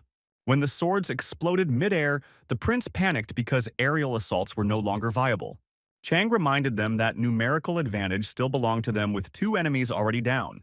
He contacted the fighters in cover and ordered them to regroup for a coordinated assault. Yanju remained separate, like a hidden ace waiting for the perfect moment. The team stormed the building, confident and prepared for close combat. Inside, the space was wide with multiple covers, making the enemy's search time-consuming. Chang kept his rifle ready, knowing in such an environment it could become decisive. They assembled like a low-budget Avengers squad with twice the drama and zero chill. Within seconds, the teams collided at the building's center, stepping out and snapping back into cover like predators, testing who would flinch first. Sparks and explosive flashes ripped through the air as every fighter burned abilities at full throttle without sparing energy. Han Gyol pushed relentlessly, pouring everything into breaking his opponent and dragging victory closer. Seeing their execution, the enemy admitted internally that for a 3rd Division squad, they were performing shockingly well. He tapped into the full spectrum of his magic and focused so intensely it felt like the world had faded out. A violet beam sliced across the building, sparks raining from the ceiling as the shockwave hurled several fighters aside. His metallic mask hid his face while his eyes glowed red, whether from rage or intimidation was unclear. He scanned the opposition head to toe and recognized genuine strength among them that demanded respect. In theory, their combined abilities could disrupt his energy flow if they acted in perfect sync without panic. So he chose to strike first, refusing to give them even a second to coordinate. He crawled along the ceiling like Spider-Man without the charm. Pure survival mode activated. Han Gyol refused to retreat, ready to prove their squad did not trail in power. The opponent launched upward as crimson fire ribbons spiraled around him like an internal reactor igniting. When he clasped his hands, a devastating blast rolled through the hall, flattening everything in its path. The assault never paused, the newcomer attacking relentlessly and denying his enemies any breath. Pulse after pulse hammered the chamber, each flash followed instantly by another as the floor trembled from recoil. While firing signals in waves, he sought to break their defense and realized they were sturdier than expected. For a moment he considered that even so, they still did not match Chairman Lee's level, the man who trained him. He believed their strategy was simple and already decoded, posing no serious threat. The battle stretched on as each fighter locked onto a specific rival. Mastery was on display from both sides, turning the clash into a brutal endurance test. Sword arcs, pistol bursts, and magic flares blended into a chaotic symphony of differing combat levels. The fighter in the green beanie delivered a crushing blow to the blonde, sending him skidding meters back. Watching this, Ryu felt confident victory leaned their way, though he acknowledged the opposition was far from weak. At last, Chang entered the fray seriously, conjuring magical steps in midair that made enemies tense up. He sprinted across the floating steps, shifting angles and striking from above or ground in seamless transitions. Ryu was surprised by Chang's speed, recognizing the maneuver required razor-sharp timing. Stone-faced, Chang opened fire with his rifle, methodically suppressing targets one by one. The masked fighter faltered briefly, but acknowledged the rival's caliber and entertained the thought of an equal clash. The green beanie fighter fought fiercely, fully immersed and blind to anything beyond his target. Racing along the ceiling, Chang locked onto him and fired the instant he sensed distraction. The green beanie, faintly reminiscent of Shredder, stood stunned as most of his team had already fallen. Landing smoothly, Chang checked on his teammate and prepared to maintain pressure. The opponents allowed themselves only seconds to breathe and reassess. It became clear a pair of enemies remained outside, and Chang ordered his squad to eliminate them. He himself prepared to face Ryu alone, where the real duel would ignite. The entire nation watched, sensing that a single misstep could turn fatal. Yet Chang once again displayed composure that left viewers in awe. Chairman Lee observed carefully, knowing both youths were immensely talented yet dangerously confident. He wondered if the red-eyed fighter possessed enough composure for a true one-on-one without team support. The outcome was nearly impossible to predict because everything hinged on their decisions. The chairman noted that for the first time in years, he was witnessing a battle of minds rather than brute force. The confrontation was gripping, a duel between two leaders unfolding in real time. As they analyzed each other, Chang recalled the countless trophies he had once held in a previous life. Confidence surged within him, knowing experience and calculation tilted the scales. Deep down, he believed no one born could defeat him under equal conditions.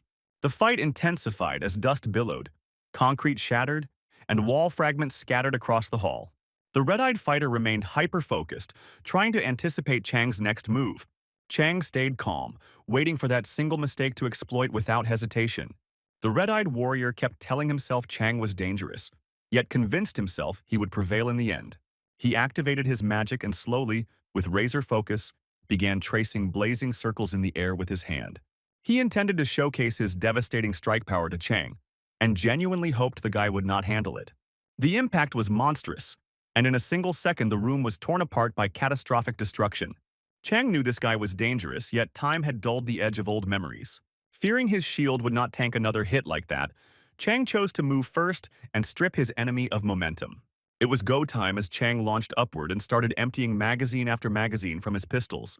Without hesitation, the opponent leapt onto an aerial platform to dodge the bullets and buy a few precious seconds. Chang kept firing while his rival weaved through the barrage, the tension spiking as the outcome stayed uncertain. Chang understood that years of training under Chairman Lee meant this fight demanded absolute focus. He knew that while the enemy dodged, he was also charging up for a sudden crushing counterattack. So Chang signaled Yan, who had been patiently waiting for her cue to enter the battle. Her task was to catch Ryu's emotional vibrations and predict his next move before it happened. Chang ordered her to begin tracking immediately, knowing another chance like this might never come. At the same time, he gathered a dense black ribbon of magic around his hands, preparing a decisive strike. Something glitched as his mana ran short before the technique could fully form. The black ribbon shattered mid-cast, Ryu twitched off rhythm for a split second, and Chang instantly surged forward to capitalize before recovery. Refusing to lose face or initiative, he charged at the enemy hovering near the ceiling. Bullet after bullet slammed toward Ryu's body, and in that instant Ryu realized this might be the end. Victory was nearly in Chang's grasp, and Chairman Lee watched in astonishment at the sudden shift. It became clear that Yeon could not only predict movement but also subtly slow the flow of Ryu's mana. Chang realized that with abilities like that, his team had unlocked a real key to future wins. At that very moment, Chairman Lee's phone rang, and the caller was someone who almost never reached out. With slight concern, he answered and asked why he was being called during such a crucial event. The voice asked if he was watching the match, and the chairman confirmed he had been following it closely. The caller requested that Chang be brought over for a visit, as his daughter had taken a liking to both the match and the young fighter. The chairman was genuinely surprised, since this longtime acquaintance had never cared about players from lower divisions. After the match, everyone dispersed, while Han Gyeol sat quietly in the locker room typing intensely into his phone. He was jotting down detailed notes about the game and pointing out that Chang had nearly carried the decisive moment alone. A sudden smack to the back of his head hit him like a kid caught writing cringe fanfic in class. Stunned, he could only stare at Chang with wide eyes and no words. Chang knew that silence meant one thing, that the notes would continue the moment he left. As tradition demanded, after every match an MVP was chosen to give an interview.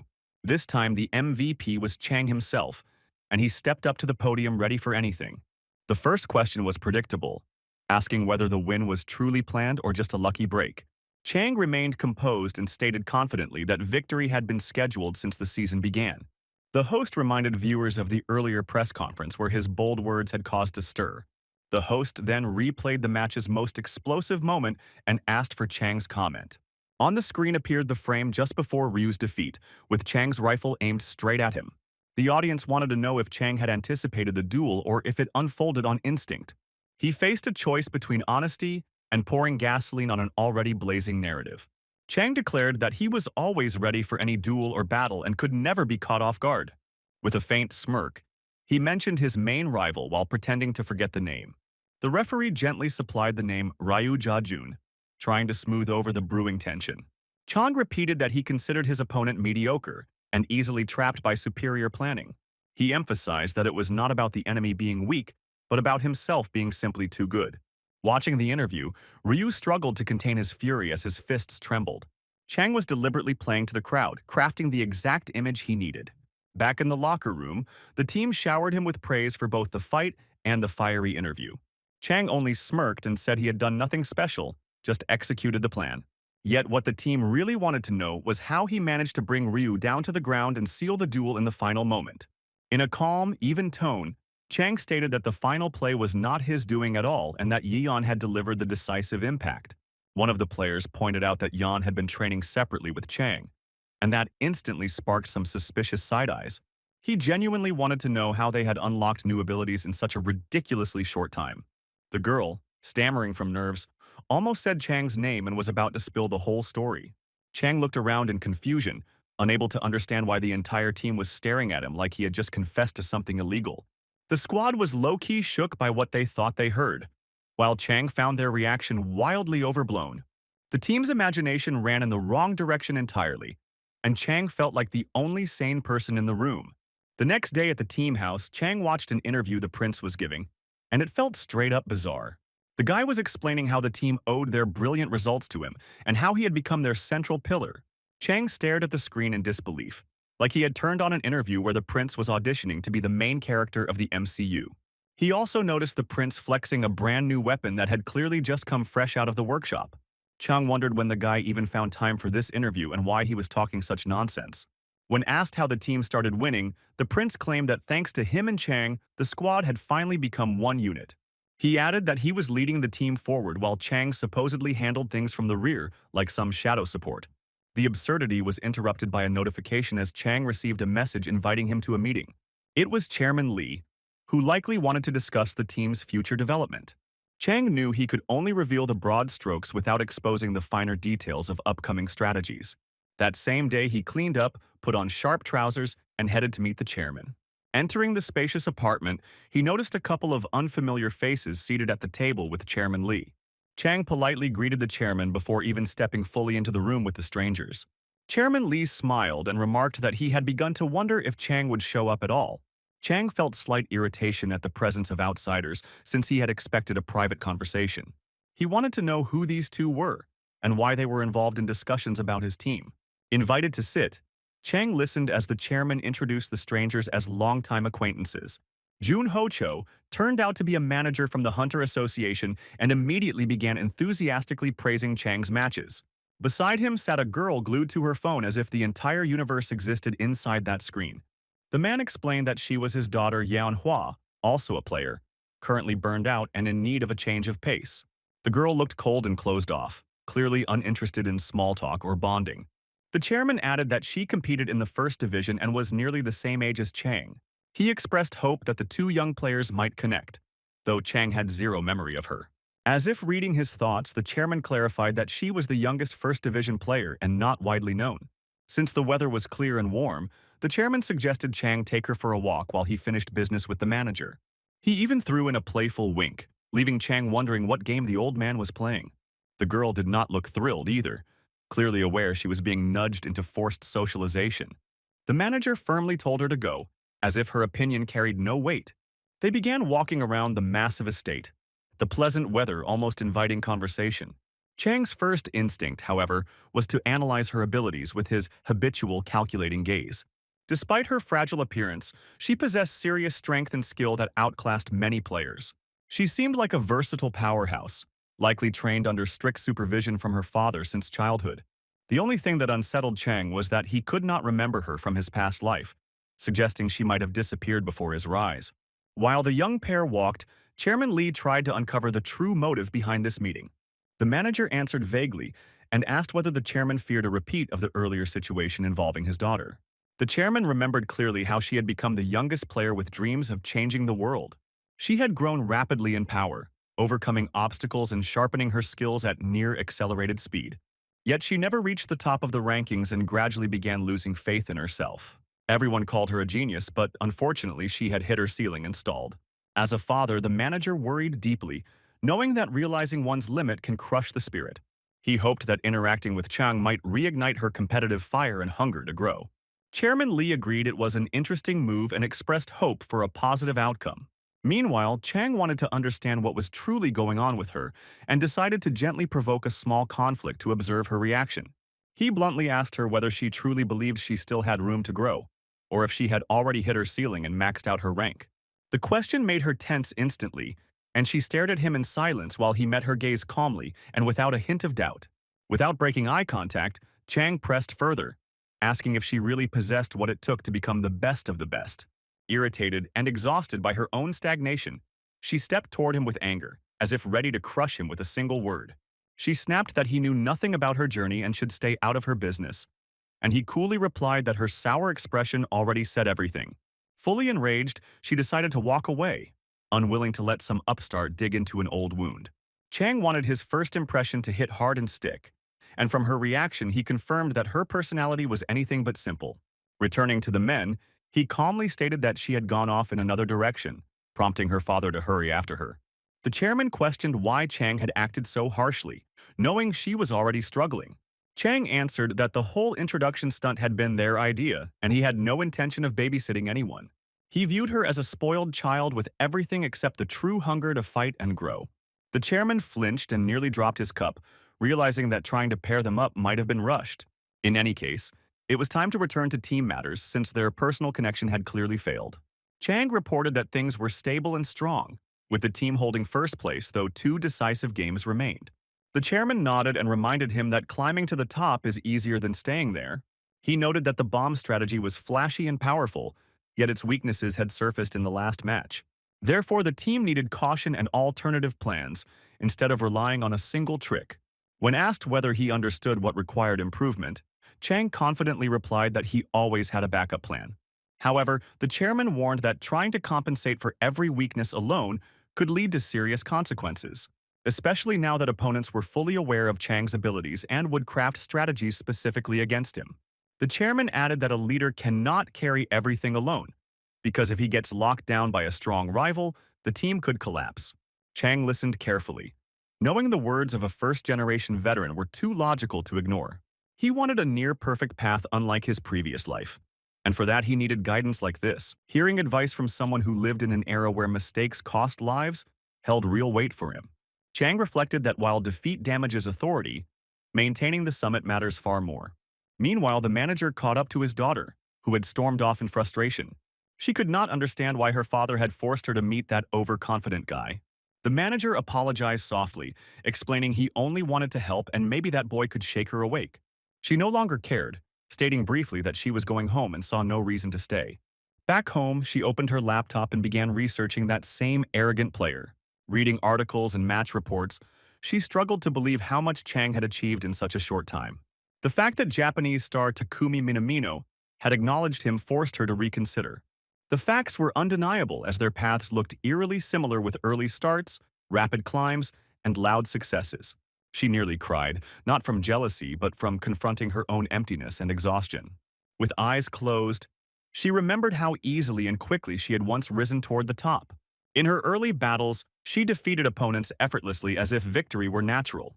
But the first division proved far harsher, and accepting she was not ready for that level crushed her.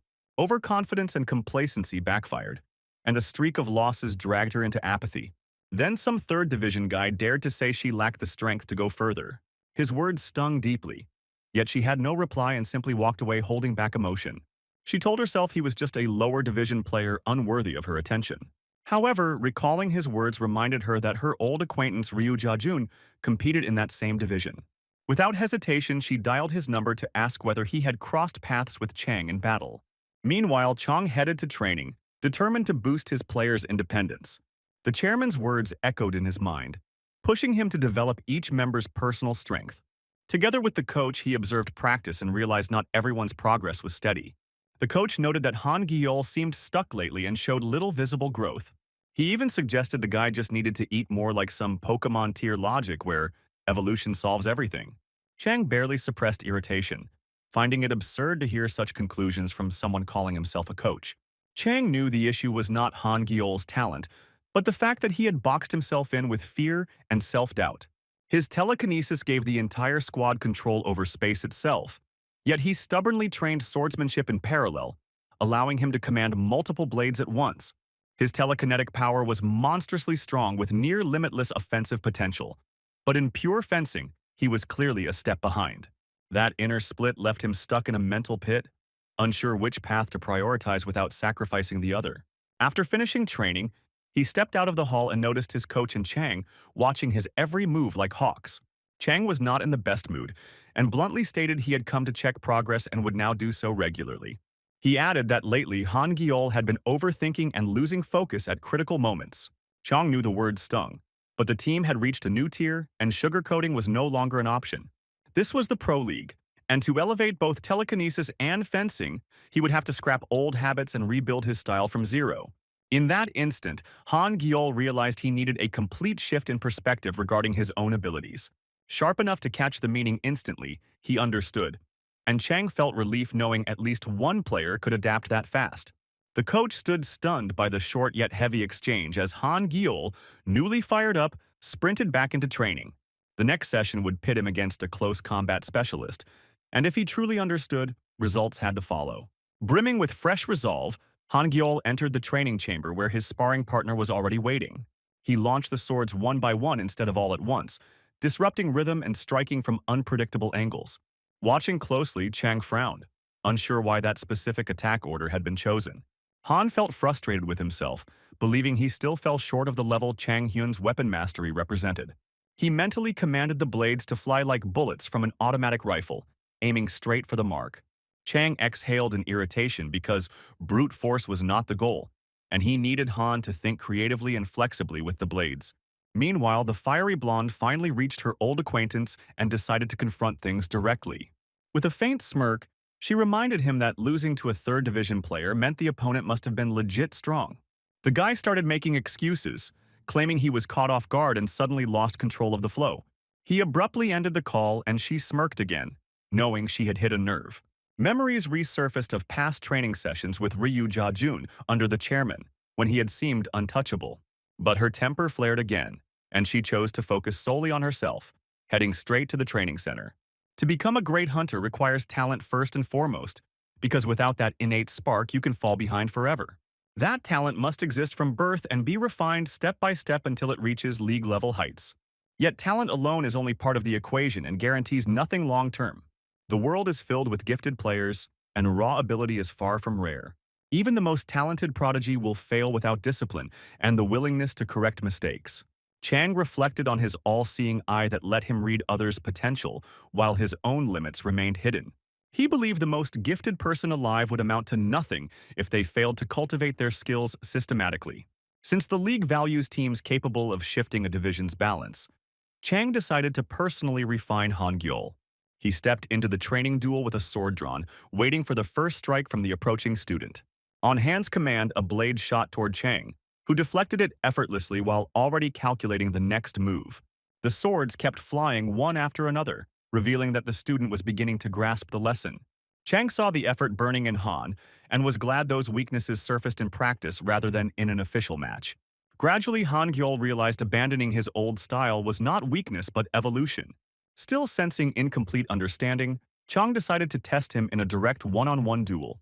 During this session, the blonde entered the hall and saw Chang personally coaching his teammate, sparking curiosity. She felt mild irritation since she had come only to grind a few ranked matches and cool off. Curiosity won, and she stayed to judge Chang's coaching with her own eyes. Observing closely, she thought Han's movements were sloppy, and his blade throws lacked precision. It seemed odd to her that he could not control the swords more sharply. She watched like a hawk, mentally analyzing every move and miscalculation. Deep down, she believed she could handle those abilities better if they were hers. Just as she prepared to leave, she saw Gyol dash back into the arena, unwilling to stop. In this round, the blades sliced through the air faster. Impacts grew harsher, and tension thickened. She watched in genuine surprise as a single piece of advice had already boosted his level. Her gaze followed the dynamic between Chang and Han, as the latter once again approached for guidance. After a brief exchange, they headed together toward the training capsule to drill new combinations and lock in the progress. She noticed the blade control had become razor sharp, and the guy was now piercing blind spots in enemy defense like a sniper threading a needle. At that moment, she saw Chang stepping out of the capsule and, from fragments of conversation, realized they were discussing an upcoming ranked match. Han Gyul was set to face a shield and sword fighter from the First Division, low-ranked but battle-hardened. She was convinced Han would lose even with 3 swords, since their combat styles clashed too heavily. The First Division player charged aggressively, shouting that without his blades, Han was nothing. Han locked in, directing his swords with restraint, precision, and an almost elegant rhythm. The smug opponent kept pressing harder, insisting that telekinetic tricks would not save him. From the outside, it looked like Han had no winning path left, and she assumed the outcome was sealed. But he still held a hidden card, and the instant his opponent relaxed, he chose to flip it. The enemy jerked back in panic as a blade froze inches from his chest. It was already too late, as perfect control sent the sword flashing into its mark and dropping him instantly. She felt irritation spike, unable to grasp how such a decisive strike had slipped through so easily. Curiosity gnawed at her because she knew she had missed something crucial in how Han executed that precision hit. That was when it clicked that these were the exact methods Chang used to turn an average squad into potential champions. A few days later, another match took place before the showdown with Rix, and evaluating Han Gyul's progress became critical. The team had to apply everything they had learned to avoid embarrassing themselves against a serious opponent. This time, Chang shifted tactics and scrapped the bomb swords, letting the core players shine directly. He treated the battle like a dress rehearsal, ordering the rest to cover the key fighters from the rear. After scanning the map, Chang spotted a cluster of enemies positioned perfectly for an opening strike. The blonde prince dashed forward without consulting anyone, fueled by hype and overconfidence. The team had no idea what he was planning, but stopping him was impossible because he wanted the spotlight. In the next second, he drew a radiant blade and shouted the name of his move as a blinding flash exploded outward. Most of the team instinctively turned away, losing orientation in the overwhelming light. The prince wore sunglasses, so his own weapon's brilliance did not faze him. Watching this, Chang knew the prince loved center stage and just hoped the others were prepared. No one else had shades, and they squinted desperately, trying to locate enemies through the glare. Chang froze for a split second but quickly regained focus, aware their opponents were not top-tier elites. He knew that after all the training, their trio ranked among the best prepared in the Third Division. The prince swung his glowing blade confidently, shouting victory lines like the fight was already won. The enemies, however, did not flinch, and instead laughed at his flashy display.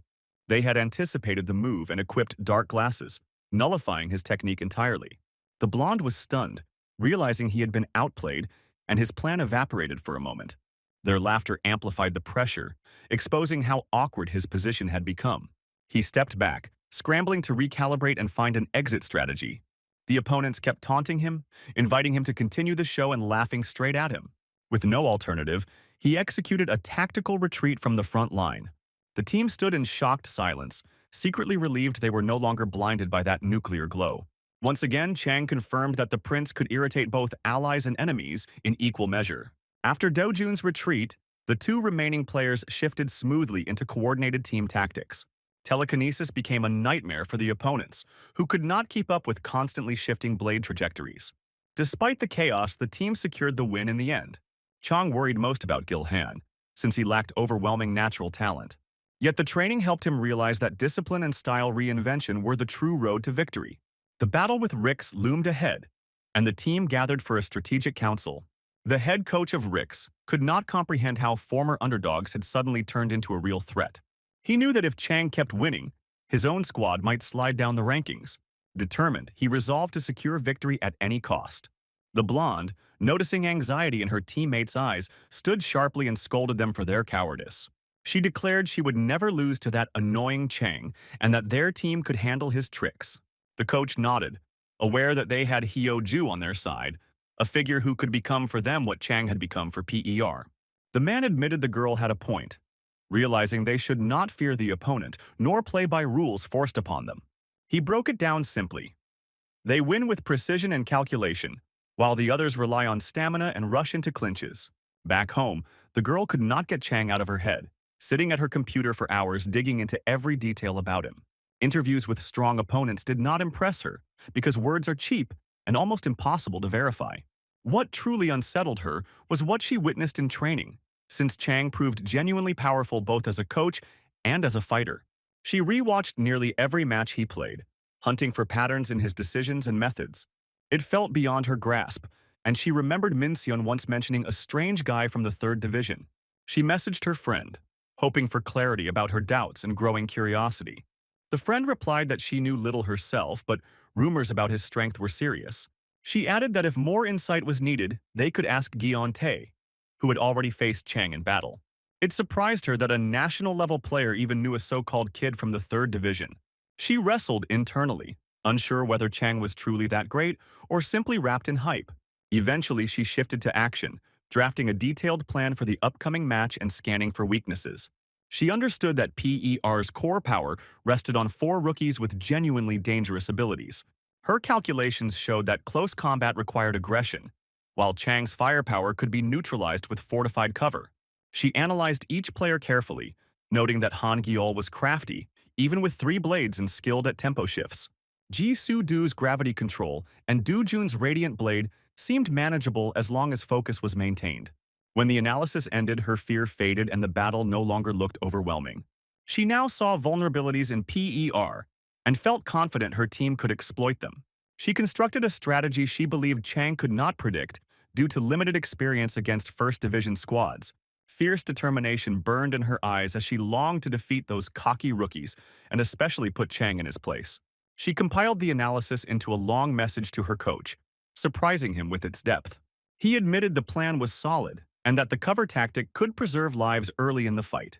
When she arrived to discuss it in person, the coach was glad to see her motivated and confident again. That same night, Do-jun stumbled upon harsh comments about the last game, and they cut deep. Fans mocked him relentlessly, and the internet dragged him faster than a viral cancellation storm. He knew he could not abandon the Radiant Sword because he had tied his identity too tightly to that image. What hurt most was the team's cold reaction, as they barely spoke to him anymore. The prince approached them to apologize for his ego and reckless move. In return, he received only dry replies with teammates eager to end the conversation. He felt crushed, genuinely believing he had fought well against multiple enemies. Reflecting deeply, he realized others were improving while he seemed frozen in place. He decided he had to change something and prove he deserved his spot.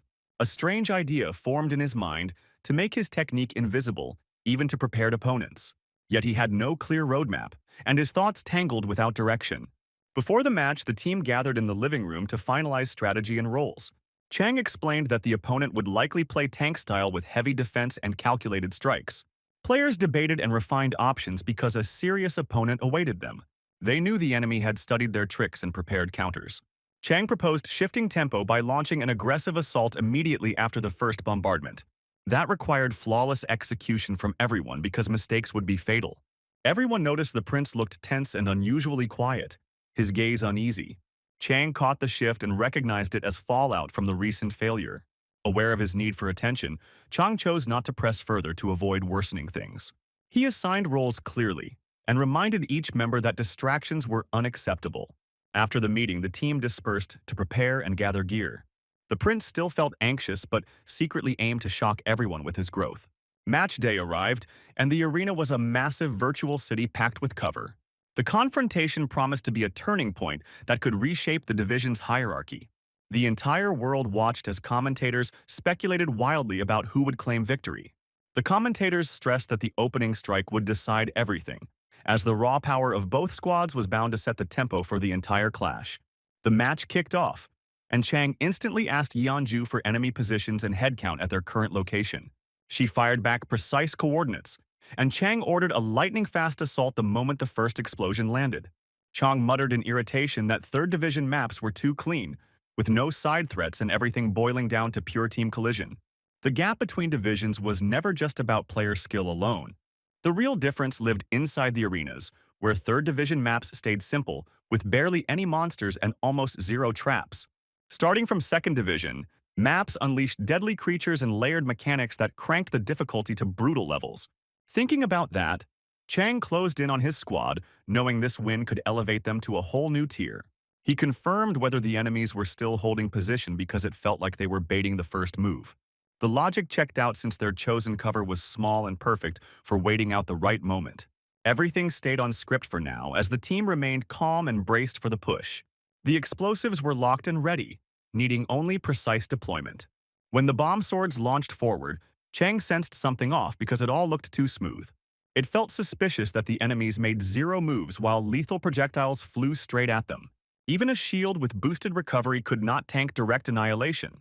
The bombs kept advancing as the girl counted down the seconds to impact with surgical focus. Chang grew uneasy at their composure since the enemies stood frozen like they owned a hidden trump card. Activating his analytical skill, he spotted a concealed ability on one of them. It was time control, and the guy moved like Doctor Strange minus the charisma and billion-dollar hype. That was why the attack failed to break through, as the opponent briefly twisted the flow of events itself. Chang quickly briefed the team and announced a shift in plans because the enemy could become temporarily untouchable. Now it made sense why they had chosen open ground for the showdown. A few teammates faltered as their blueprint for a quick win crumbled instantly. Chang immediately ordered a retreat to reassess options. Within seconds, a massive arrow of devastating force smashed into the building. The deafening blast rang through their ears and stole their balance for a heartbeat. On the enemy side stood a hulking mechanism launching gigantic ballistic arrows. Chang had expected anything but a ballistic turret entering the fight. Just when it seemed the worst had passed, the situation escalated even further. Chang signaled everyone to split up and stay as far from the enemy formation as possible. He ordered them to draw fire intentionally and use reload gaps for sharp counterattacks. Each player scattered to avoid being wiped out by a single crushing volley. Chang knew this was one of the toughest matches of their entire season. He made it clear that the stronger the opponent, the higher the risk of collapse. Yet retreat was not an option. Meanwhile, the girl exhaled because her calculations were unfolding exactly as planned. She knew their explosive charges were limited, giving her a strategic edge. Now that she understood their attack pattern, victory felt far closer than at the start. Her teammate ordered minimal chatter and immediate ballistic launches the second they reloaded. The arrows shot out at blistering speed along precise trajectories, carving destruction into the field. Chang's team reacted fast and dispersed to avoid becoming easy targets. Another shot thundered out, and this time a PER player took the hit. Chang realized that running meant getting picked off one by one, while grouping meant instant annihilation. The prince's voice crackled in the comms, promising to handle everything solo with the energy of a tech mogul hyping a miracle launch. Chang paused for a split second before calmly placing trust in him because battle was unavoidable anyway. He tightened his grip on his pistols, ready to fight to the end knowing even defeat would be a lesson. He ordered everyone to put on protective glasses and brace for another blinding flash. Chang deliberately baited the enemies into firing at him to open a window for retaliation. The moment the arrow launched, allies who had crept into position unleashed their counteroffensive. Chaos erupted as opponents lunged forward in bursts, trying to shatter their formation. Chang plunged into combat but suddenly realized that Dojun had vanished from sight. Just minutes ago, he had sworn to do anything for the win, and now he had vanished like smoke in the wind. Out of nowhere, something tore through an enemy's abdomen, spraying crimson arcs across the battlefield. The squad froze in confusion, catching only a blinding flash like a miniature sun detonating midair. In the chaos, Chang caught a single detail that sent ice crawling down his spine. Before millions of viewers, the roles flipped in an instant, and the entire momentum of the match reversed. The opponents failed to grasp what happened, but instinctively tightened formation and refused to scatter. Han Gyul could not believe his eyes and checked with Chang, only to realize everyone had witnessed the same impossible strike. A sword materialized from nowhere, split an enemy in a lightning arc, and vanished just as suddenly. Chang ordered an immediate assault before the enemy could regroup from the shock. The players were close enough to unleash their full arsenal without restraint. Yet Chang kept analyzing, trying to decode the nature of that lethal phantom blade. As suspected, beneath the cloak stood the blonde prince, looking like a discount wizard without the school or the brains. Dojun had clearly mapped out a method to eliminate enemies surgically while never obstructing his allies. Chang approved silently, finally understanding what had distracted him during the strategy meeting. The fight turned cinematic, and spectators gasped when a Rix fighter dropped inside what was supposed to be a safe shelter. No one could explain it because the attacker remained completely unseen. At last, viewers spotted Dojun moving under an invisibility cloak and striking with pinpoint precision. Their goggles were tuned to filter blinding flashes and suppress artifact distortions. Because of that calibration, the cloak did not flicker, leaving them staring at empty space instead of a target. Their situation spiraled fast because fighting an invisible enemy felt like swinging at ghosts. One desperate player ripped off his goggles trying to locate the glowing blade wielder. The prince wasted no time, revealing himself for a split second and detonating a flash straight into the enemy's eyes. Ricks crumbled almost entirely, bodies down and shields useless against the invisible executioner. The wounded girl burned with rage, convinced her calculations had been flawless. The prince radiated pure hype, feeling like the mastermind and undisputed hero of the match. He launched himself skyward like a comic book Avenger, lining up the final strike with dramatic precision. One perfect throw cut the air with a sharp whistle, sparks flaring as the last opponent fell. After a brutal and nerve-shredding clash, PER secured a hard-earned victory. When it was over, Chang admitted he had briefly entertained the thought of defeat. Exhaling slowly, he realized he had been wrong to shoulder everything alone. The blonde removed the cloak, and no one could quite read the storm brewing behind his eyes. Chang openly acknowledged that today's win owed much to the prince's play. Confidence restored, the young hero let go of his earlier failure and embraced the proof of his worth. Back in the real world, the team dissected the fight intensely, admitting they had been inches from collapse. Naturally, the blonde jumped in, unable to resist reclaiming center stage. He expected thunderous praise and confirmation that without him, they would have been finished. Instead, the team reminded him how he had blinded them not long ago with his flashy stunt. Everyone knew he chased glory and applause at any cost. They also pointed out he had failed to warn them about the artifact plan. The blonde defended himself with the logic that to fool the enemy, sometimes even allies must be kept in the dark. Chang listened in silence and agreed with the team's criticism. Seconds later, the prince was summoned for an MVP interview and practically glowed with pride. Promising to join shortly, he dashed toward the host with puppy-like excitement. Watching him go, Chung decided to forgive the arrogance because the victory truly carried his imprint. Dujun felt certain the interview would shine and had rehearsed his lines in advance. He declared the match phenomenal because the team's star, meaning himself, had finally stepped into the spotlight. The teammates watched and chuckled quietly at his smug grin that bordered on parody. The host asked what he enjoyed most about the game. Without hesitation, he credited the moment he personally carried the squad to victory. The guys just shook their heads, amused by the self-obsessed kid who, despite everything, had saved their skins.